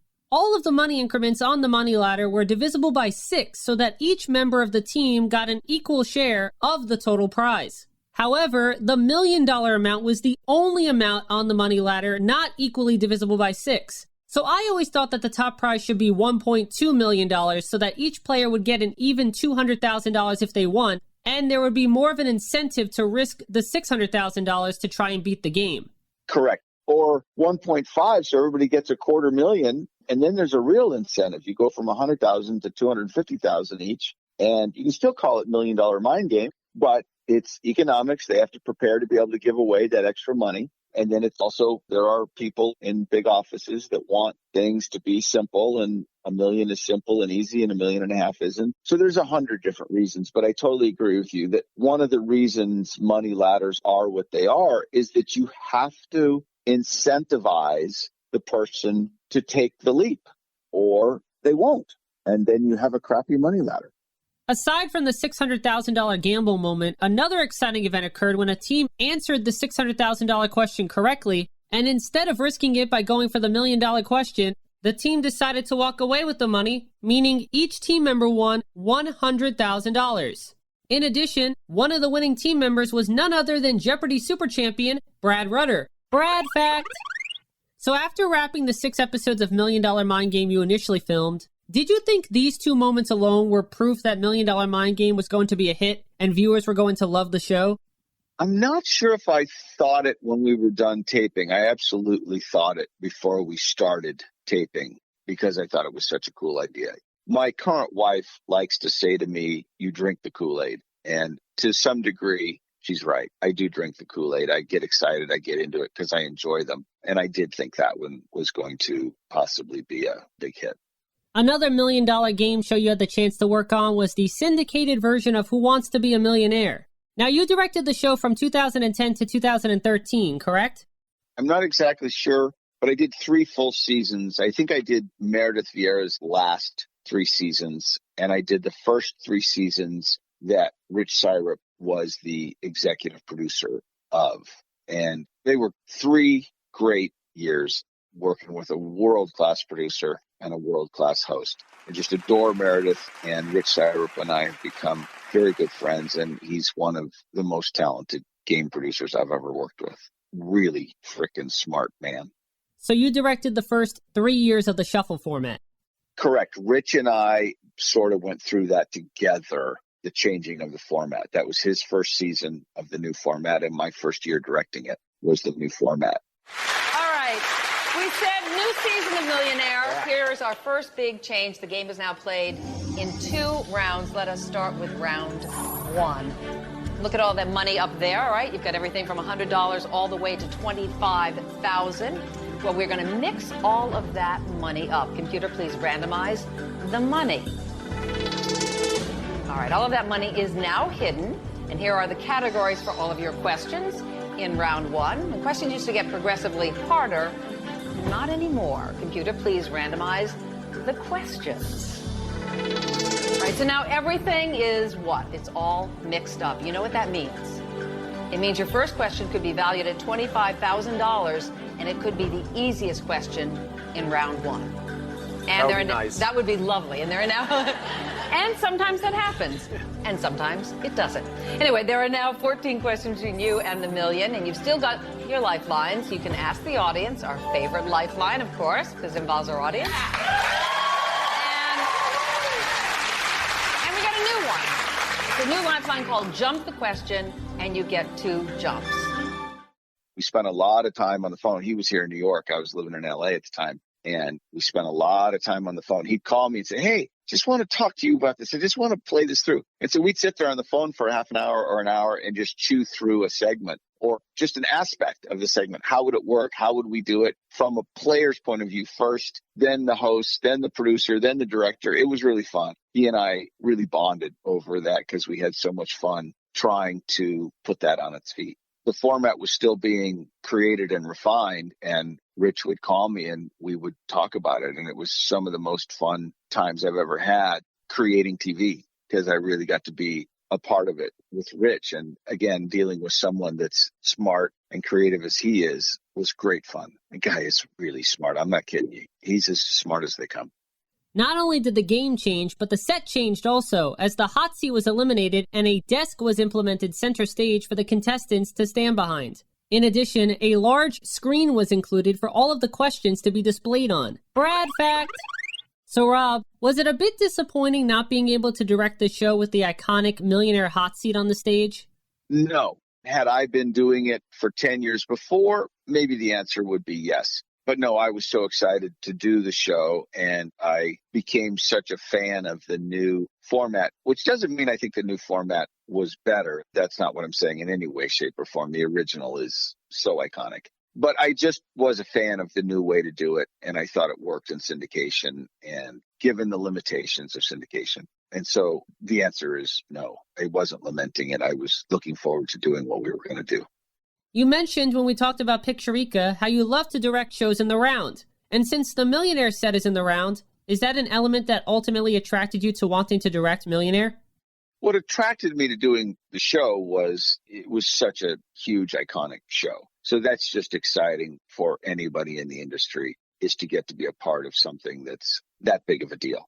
Now, when I got to sit in the chair and actually do it, does that make it a whole lot more fun and exciting and all of the rest? Yeah, absolutely. It does indeed. And it's just such a cool set that, yeah, I was excited to do it. The shuffle format eliminated the first 5 questions element of Millionaire, and now, instead of a contestant's first question always being worth $100 or later $500, the first question could possibly bank a contestant $25,000. So Rob, do you know if one of the incentives for creating the shuffle format was so that the start of every contestant's game could be a big exciting moment, as opposed to the original format where the start of every game was basically a going through the motions moment that kind of got old? Yes. So you knew that the first 5 questions with the old format were all just fungos, right? They didn't matter.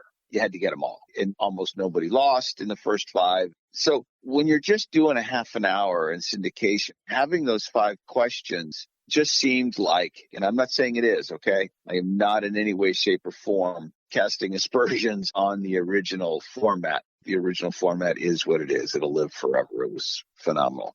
But it seems like when you're just doing a half an hour, you're spending too much time, given a whole season, a whole 175 episodes, doing those first 5 questions. So this was a way to, as soon as the game started, there could be a question that was worth a lot of money, and that was exciting.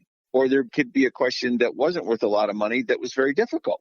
So it could be a really easy question worth a lot of money, or difficult and not. And so it ramped up the jeopardy. It made those first 5 questions actually matter, whereas they didn't matter in the primetime version for the most part.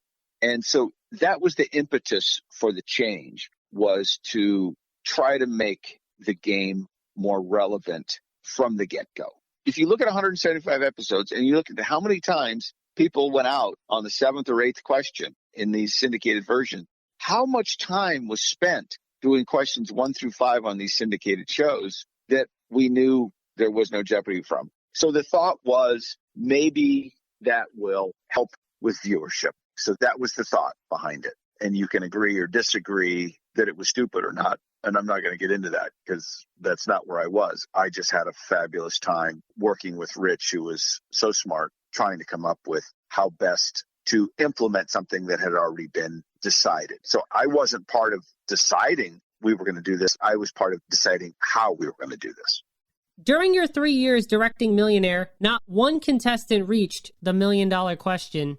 So was it a bit disappointing not getting the chance to see a contestant win the $1 million? Or at least attempt the $1 million question? No, it wasn't, because as you got close, that's when it got good. So no, it wasn't disappointing. Did I think it would happen? I did. Did I want it to happen? Not so much. I didn't really care, because as soon as you started getting close, we all got up on our toes, and it was great, great fun. Really exciting. The last question about Millionaire that I have for you is, Who Wants to Be a Millionaire is one of the most influential game shows in television history, and you got a chance to direct the monumental game show creation for 3 seasons. So do you look back at your time at Millionaire as being an important and influential opportunity in your TV directing career? It's funny because I don't know how important in my career it was. You'd have to ask people that hired me subsequent to that show how it mattered to them. So I can't really answer that. I can answer that there are a few highlights in my career of shows that I'm either A, very, very proud of, or B, I loved doing. And Millionaire is on that short list up near the very top, along with the Today Show, along with the Nick Cannon show. So how important was it? I don't know. How much fun did I have and how proud am I of it? Very much so. Well, speaking of being proud of your work, I am always proud of the games that I create for my guests to play. And Rob, we have reached my favorite portion of the game show, in which I get to showcase my game creating skills. Are you ready to play a Bradley Clarke original game? I am indeed. Well, it's time for the game of the day. Game of the day. Now, as I said at the beginning of the episode, you're going to have the chance to play a game that you called the camera shots on, and it's a game that, at first glance, might not seem like a format that can be accomplished using only audio and not visual elements. But they don't call me the guru of games for nothing, because right now, over the airwaves, you are going to play On the Cover! On the Cover! Oh my goodness, how am I going to see the cover of the magazine? Have no fear, Rob, because to do well at this game, you actually don't have to see any of the magazine covers that are coming up. And you'll learn why that is as I explain how we play this version of On the Cover. It's going to be a replication of the third main game round from the actual show, along with a variation of the show's bonus round. I'm going to describe to you 3 parody magazine covers. These are all magazines from my very own On the Cover newsstand, and each cover features someone associated with the game show industry, whether that be a host, announcer, model, etc. Once the covers are described, you'll then face 5 game show trivia questions based on the game show personalities featured on those covers. The individuals on the 3 covers will be the answer possibilities for each question, but only one of them is the correct answer. Rob, you're going to play 3 sets of parody magazines. Each correct answer on the first set is worth 500 points, each correct answer on the second set is worth 750 points, and each correct answer on the third set is worth 1,000 points. After finishing the third set, you'll then move on to the mystery cover portion of the game. And this is where your points from the parody covers will come in handy, because for every 1,000 points you earn, you'll receive a clue to the identity of the game show personality featured on the mystery cover, which is from an actual magazine. And Rob, to win the game, all you have to do is correctly identify the person on the mystery cover. So if I were you, I would try to earn a lot of points during the parody covers portion, so you can hear as many of the 11 mystery cover clues as possible. Those are all the rules. Rob, are you ready to show off your game show knowledge and try to crack today's mystery cover? I am indeed. Then, in the words of announcer Mitch Lewis, let's play On the Cover! So let's start with set number 1, featuring 500-point questions, and here are the first 3 parody covers. First up, we have a Wink and a Nod magazine with Wink Martindale, and every parody magazine is going to have a caption related to the person on the cover. So let's see what this one reads. Wink Martindale is opening up his own chain of pizzerias called Tic Tac Dough. The second magazine in this set is Lose a Turn magazine with Pat Sajak, and the cover reads, when Pat Sajak visits Las Vegas, he puts the bet in alphabet. And the final magazine in this set is Drawing Conclusions magazine with Alan Thicke. Alan Thicke was the host of Pictionary from 1997 until 1998, and the magazine caption reads, Alan Thicke thrived as a game show host after starting off with a few growing pains. And here's another Brad fact. While hosting his first game show, What's This Song, from 1964 to 1965, Wink Martindale was known as Win Martindale. Brad fact. So if you notice with the magazine covers, a wink and a nod, lose a turn, and drawing conclusions, we have win, lose, or draw. Gotcha. Remember, Rob, the answer to each question in this set is either going to be Wink Martindale, Pat Sajak, or Alan Thicke. And here comes your first 500-point question. Appeared as a celebrity guest player on the premiere week of Super Password. Alan Thicke. Alan Thicke is your answer, but it's actually Pat Sajak. Oh, no kidding. It was Pat Sajak and from Days of Our Lives, Gloria Loring as the 2 celebrity guests on the premiere episode of Super Password back on September 24th, 1984. Brad fact. All right, here comes question 2. He composed Wheel of Fortune's original theme song titled Big Wheels. Let's go with Alan Thicke again. You're going with Alan Thicke for the second time in a row, and this time you are correct. And aside from the original Wheel of Fortune theme song, Alan Thicke also composed the theme song to The Joker's Wild, as well as the theme song for the first ever game show Alex Trebek hosted here in America, The Wizard of Odds. And Alan also sang the theme song for The Wizard of Odds because it had lyrics. Brad fact. Oh, no kidding. So you're on the board with 500 points, and here comes question 3 in this set. Appeared with his family on Celebrity Family Feud in 2016. Let's go with Wink. You're going with Wink Martindale this time. And you should have went with Alan Thicke again because he is the correct answer. I almost went with Alan. Don't fret on it, Rob, because you can pick up another 500 points using this question. Inducted into the American TV Game Show Hall of Fame in 2007. Well, that can't be Alan Thicke. It's got to be Pat Sajak or Wink Martindale. I got to go with Wink Martindale. You got to go with Wink Martindale. And I'm glad you did because Wink Martindale is the correct answer. And along with Wink, the inaugural inductees of the American TV Game Show Hall of Fame back in 2007 were Peter Marshall, Monty Hall, and Hugh Downs. Brad fact. You now have 1,000 points total, and here comes the last question in this first set. Hosted a game show pilot called Puzzlers in 1980. Wink Martindale. You say Wink Martindale. Well, 1 year before taking over as host of another game show that features puzzles, Wheel of Fortune, Pat Sajak hosted a game show pilot for Goodson Tallman Productions called Puzzlers. So Pat Sajak is the correct answer. Was it? Okay. But all was not lost during set number 1 because you did answer 2 questions correctly, which means you earned 1,000 points. And now let's move on to set number 2, which features 3 new Parody magazine covers, starting with this one. The Buck Passes Here magazine with Bill Cullen. Bill Cullen hosted a game show called Pass the Buck in 1978. And this is the caption. After hosting so many game shows throughout his career, Bill Cullen says hosting is child's play. And that, of course, is a reference to another game show that Bill hosted called Child's Play. The second magazine is Word Magazine with Alan Ludden. Alan Ludden, of course, famous for hosting the show Password. And the caption reads, Alan Ludden was cut off while driving, so he screamed out, "You're such a dictionary!" And the last magazine in this set is Polyester Plus magazine with Gene Rayburn. And the caption reads, Gene Rayburn could never figure out why all of his match game checks were blank. So if you notice, we have The Buck Passes Here magazine, Word magazine, and Polyester Plus magazine. So if you add them all up, you get Pass, Word, Plus. Password Plus.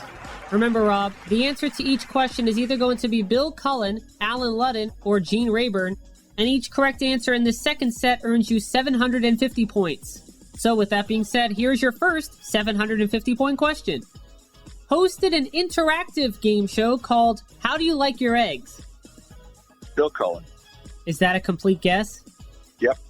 Well, it's a good guess because Bill Cullen is correct. Good. That correct answer is worth 750 points. And by the way, How Do You Like Your Eggs was a series of game show pilot episodes hosted by Bill Cullen and produced live in Columbus, Ohio back in 1977. And it involved participants at home using an electronic box to lock in their answers to survey-like questions for the in-studio contestant couples to figure out which answer was the most popular. Brad fact. Question 2. Was president of the Liars Club from 1977 to 1979. Let's go with Bill Cullen again. Bill Cullen is your answer again, but this time the correct answer is Alan Ludden. No points on that question, but let's see if you can earn some points using question 3. Was a regular panelist on the 1969 to 1978 version of To Tell the Truth. Gene Rayburn. Your answer is Gene Rayburn. But you should have picked Bill Cullen again because he is the correct answer. 2 more questions left in this set. Next up is question 4. Met his future wife on the game show he was hosting at the time. That's Gene Rayburn. Unfortunately, it's not Gene Rayburn, it's Alan Ludden. While hosting Password, Alan Ludden met Betty White, who would later become his wife. Brad fact. I'm not doing well, Bradley. Well, don't give up yet, because you still have the third set, which is worth up to 5,000 points. And remember, Rob, all you have to do to win the game is crack the mystery cover at the end. So, let's finish up set number 2 with question number 5. He hosted an episode of Tattletales in 1975. Let's go with Alan Ludden. Unfortunately, no. This time the correct answer was Gene Rayburn. Okay, I'm 0 for 5. Actually, no. You did get the first question correct in this set about Bill Cullen hosting How Do You Like Your Eggs? So that earned you 750 points, which means your total now stands at 1,750. Now let's move on to the third and final set of magazine covers. Questions in this set are worth 1,000 points each, and here is the first Parody magazine cover in this set. Holly Jolly magazine with Holly Holstrom. Holly Holstrom was a model on The Price is Right from 1977 to 1995, and the caption reads, Holly Holstrom revealed her favorite hairstyle is the bob. The next magazine cover is Ready for Action magazine with Gene Wood. Gene Wood was the announcer of Family Feud from 1976 to 1995, and the magazine caption reads, Gene Wood's long-lost memoir was recently discovered and is titled Fun with Dick and Ray. Dick and Ray, of course, are references to Richard Dawson and Ray Combs, the hosts of Family Feud during Gene Wood's announcing tenure. And last but not least, we have Square Deal magazine with Monty Hall. And the caption says, if game shows didn't work out, Monty Hall would have become a door 1 to door 2 to door 3 salesman. So the magazines this time are Holly Jolly magazine, Ready for Action magazine with Gene Wood, and Square Deal magazine, which means we have Holly, Wood, Squares. Woohoo! All right, Rob, here comes your first 1,000-point question of the set. And remember, the answer is either going to be Holly Holstrom, Gene Wood, or Monty Hall. was never a panelist on the 1973 to 1982 version of Match Game? Was never a panelist. Correct. Was never a panelist. Holly, Gene, or Monty? Holly. Actually, Holly was on the panel several times throughout the show's run, but Monty Hall was never a panelist on Match Game. Wow, that was a good question because that was the one person I figured had to be. All right, question 2, Rob. Was never the host of an incarnation of Beat the Clock? Oh, Holly. You say Holly Holstrom again, and this time you are correct. Gene Wood hosted Beat the Clock from 1972 to 1974, and Monty Hall hosted Beat the Clock from 1979 to 1980. And I'm actually surprised Monty Hall wasn't on the Match Game panel during the later months of 1979 to promote when he hosted Beat the Clock for Goodson Tallman Productions, which also produced Match Game. But unlike Gene Wood, who also hosted Beat the Clock, Monty Hall was never on the Match Game panel, filling in the blanks. Brad fact! So that's another 1,000 points for you, Rob. And here comes question 3. Competed against The Young and the Restless on 2 different weeks of Family Feud specials. Let's go with Holly. I agree. Let's go with Holly, because Holly Holstrom is the correct answer. She played as part of Team The Price is Right in 1991 and 1993. Brad fact. That's 2 in a row, Rob. But let's try to make it 3 in a row using question 4. And here it is. Hosted the first season of the Canadian game show, Anything You Can Do. Monty. Well, even though Monty Hall was originally from Canada, it was Massachusetts' own Gene Wood who hosted the first season of the Canadian game show Anything You Can Do. So unfortunately, that means you're incorrect. But you still have the chance, Rob, to pick up another 1,000 points using this set of questions. And here comes the 5th and final question. Hosted the short-lived game show It's Anybody's Guess. Monty. Your answer is once again Monty Hall. And this time, Monty is the correct answer. Great job, Rob. That's another 1,000 points, which brings your total for this set to 3,000 points. And after 3 sets of questions, you have earned a total of 4,750 points. And now, Rob, we have reached the mystery cover portion of the game. And remember, in order to win this game of On the Cover, you must identify the game show personality on today's mystery cover, which is from an actual magazine. Now, as I said, you earned 4,750 points during the parody covers portion, which means at 1,000 points a clue, I will read you 4 clues that correspond to the individual featured on today's mystery cover. Now, there were 11 total clues available to be won, and you're going to hear the first 4 clues. The clues will start off hard, but they will get easier as I go along. And before I read any clues, I will tell you, Rob, that the category for today's mystery cover is Game Show Host. So you're looking for the identity of a famous game show host, past or present. With all that being said, it's time to crack today's mystery cover. And Rob, this is your first clue. He was named after the high school his father attended. Okay. Clue number 2. Early on in his career, he worked as a page for The Tonight Show. Okay. Clue number 3. While playing Alphabetics on Password Plus, he once gave the clue Alabama for the password Alabama. And finally, clue number 4. He was once slated to host a revival of This Is Your Life. So, Rob, for your benefit and for the listening audience's benefit, I'm going to read all 4 clues one more time, and then I'm going to ask for your answer. Clue number 1. He was named after the high school his father attended. Clue number 2. Early on in his career, he worked as a page for The Tonight Show. Clue number 3. While playing Alphabetics on Password Plus, he once gave the clue Alabama for the password Alabama.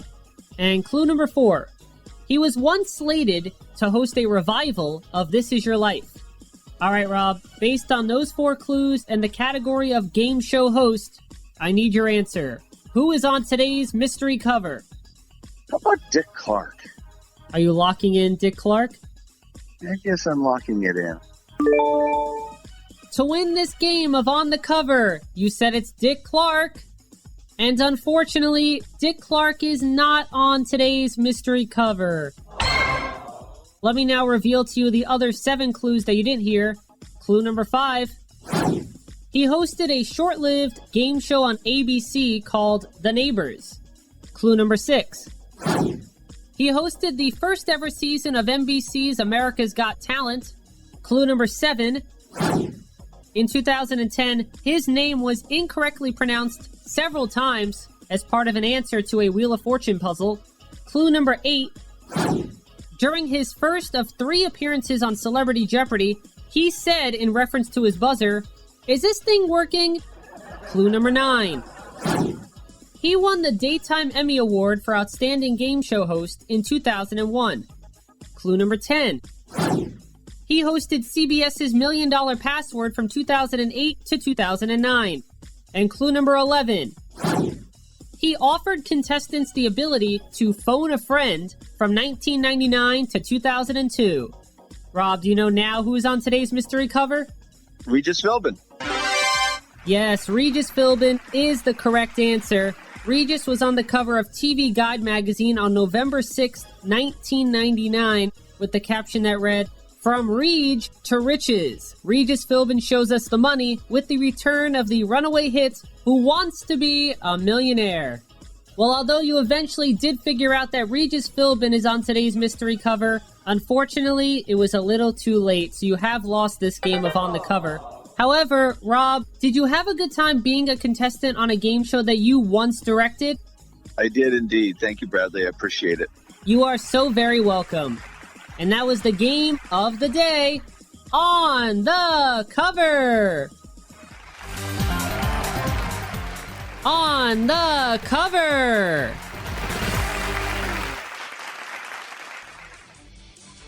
Well, Rob, this has been so much fun for me being able to learn more about the various game shows that you've directed over the course of your career so far. So thank you for helping me add to my ever-growing game show knowledge by joining me as a guest on the game show today.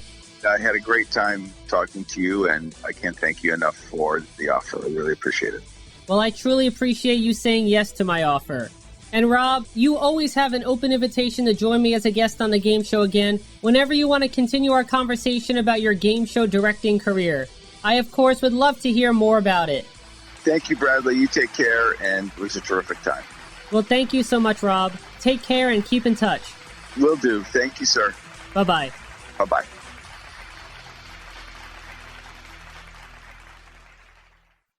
And before I sign off, it's time for another Bradley Parody. Bradley Parody. This is the segment of the game show in which I create a parody song about an aspect of this episode. And if you have listened to my previous Bradley parodies, you know that I love to find a rhyming link between a well-known song and a game show. For example, episode number 60 is Bradley parody, Debt, which is about the game show Debt, is to the tune of Jet by Paul McCartney and Wings.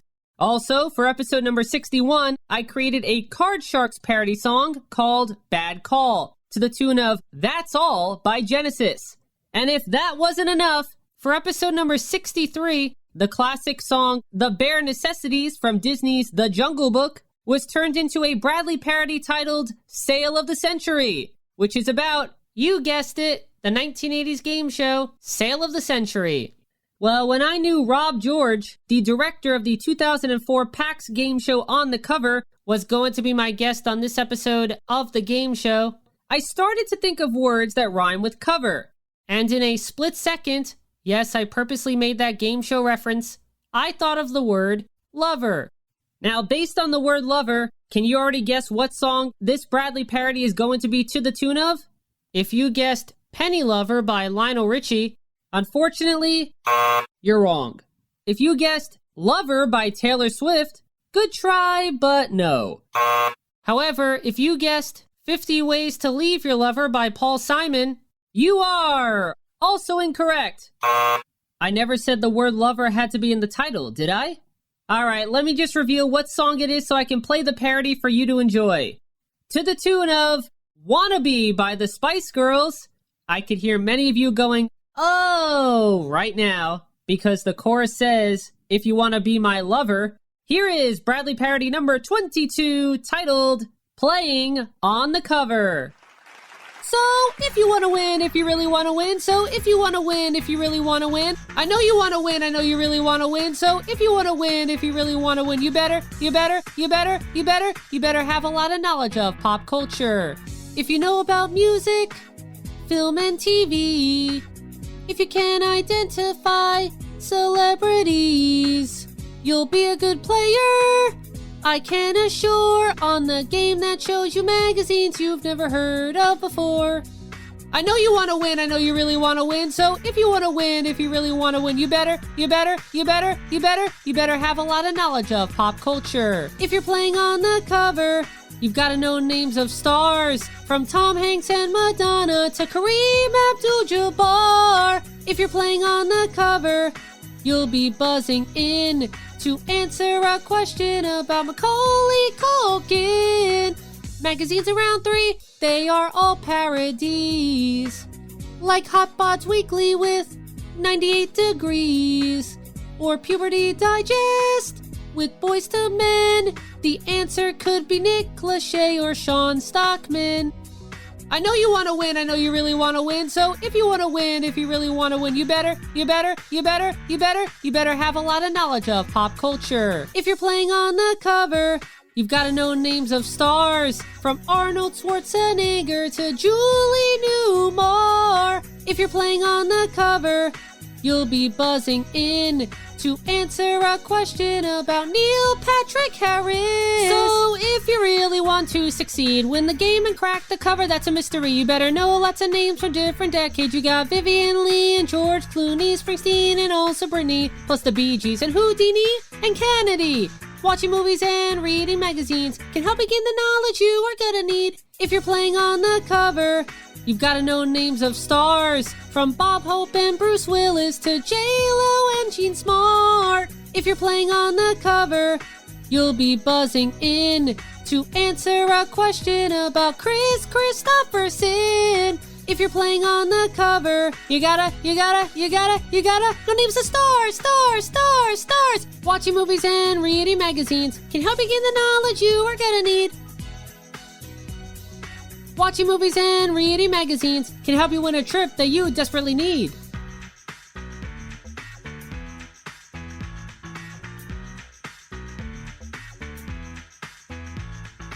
If you're playing on the cover. As I said during my conversation with Rob, On the Cover definitely deserves to be rebooted. And if On the Cover ever does get a second chance on television, I think the advice I give in my parody song would be very useful to any future contestant. Don't you agree? And that was this episode's Bradley Parody. Bradley Parody. Well, I wish my mind was playing tricks with me as I look at the time on the clock, but unfortunately, we are coming to the end of this episode of The Game Show. My thanks once again to Game Show Director Rob George for being my guest today. And I also want to give another thank you to Jim Tomlinson for making this interview possible by putting me in contact with Rob. Thank you so much, Jim. Now, as I said way back at the beginning of the episode, Rob is the second game show director to join me on The Game Show.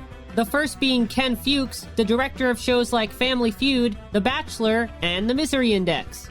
If you'd like to listen to Ken Fuchs' appearance on episode number 45 of The Game Show, or listen to this episode again featuring game show director Rob George, or listen to any of my previous episodes of The Game Show, all you have to do is log on to www.soundcloud.com/Bradley_Clarke.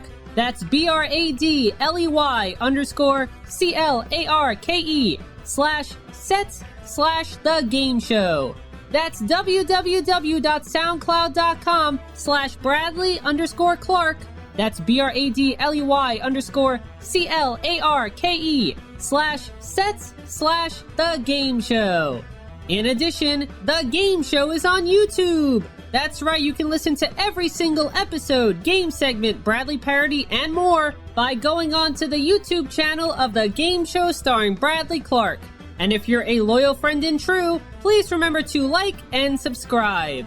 But that's not all. The game show can also be found on Spotify, Google Podcasts, Apple Podcasts, and Spotify for Podcasters, formerly known as Anchor.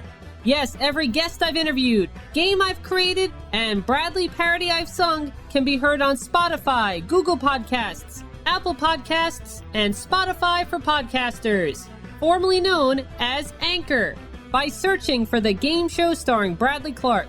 And no matter if you're a new fan or a super fan, don't forget to hit that follow button. Plus, don't forget to like the game show starring Bradley Clarke on Facebook and follow the game show starring Bradley Clarke on Twitter using the handle @TheGameShowBC and hashtag #TheGameShow. And of course, be sure to tune in next time for another exciting episode of The Talk Show, all about the world of television game and competition shows, The Game Show. I'm Bradley Clarke, the Bradster, and I've got to go print out all of my cards for National Bingo Night. There is absolutely no way I'm going to let Sunil Nakar say to me, "No bingo!" Bye for now. This edition of The Game Show was created and produced by Bradley Clarke. This is Austin Angelo speaking.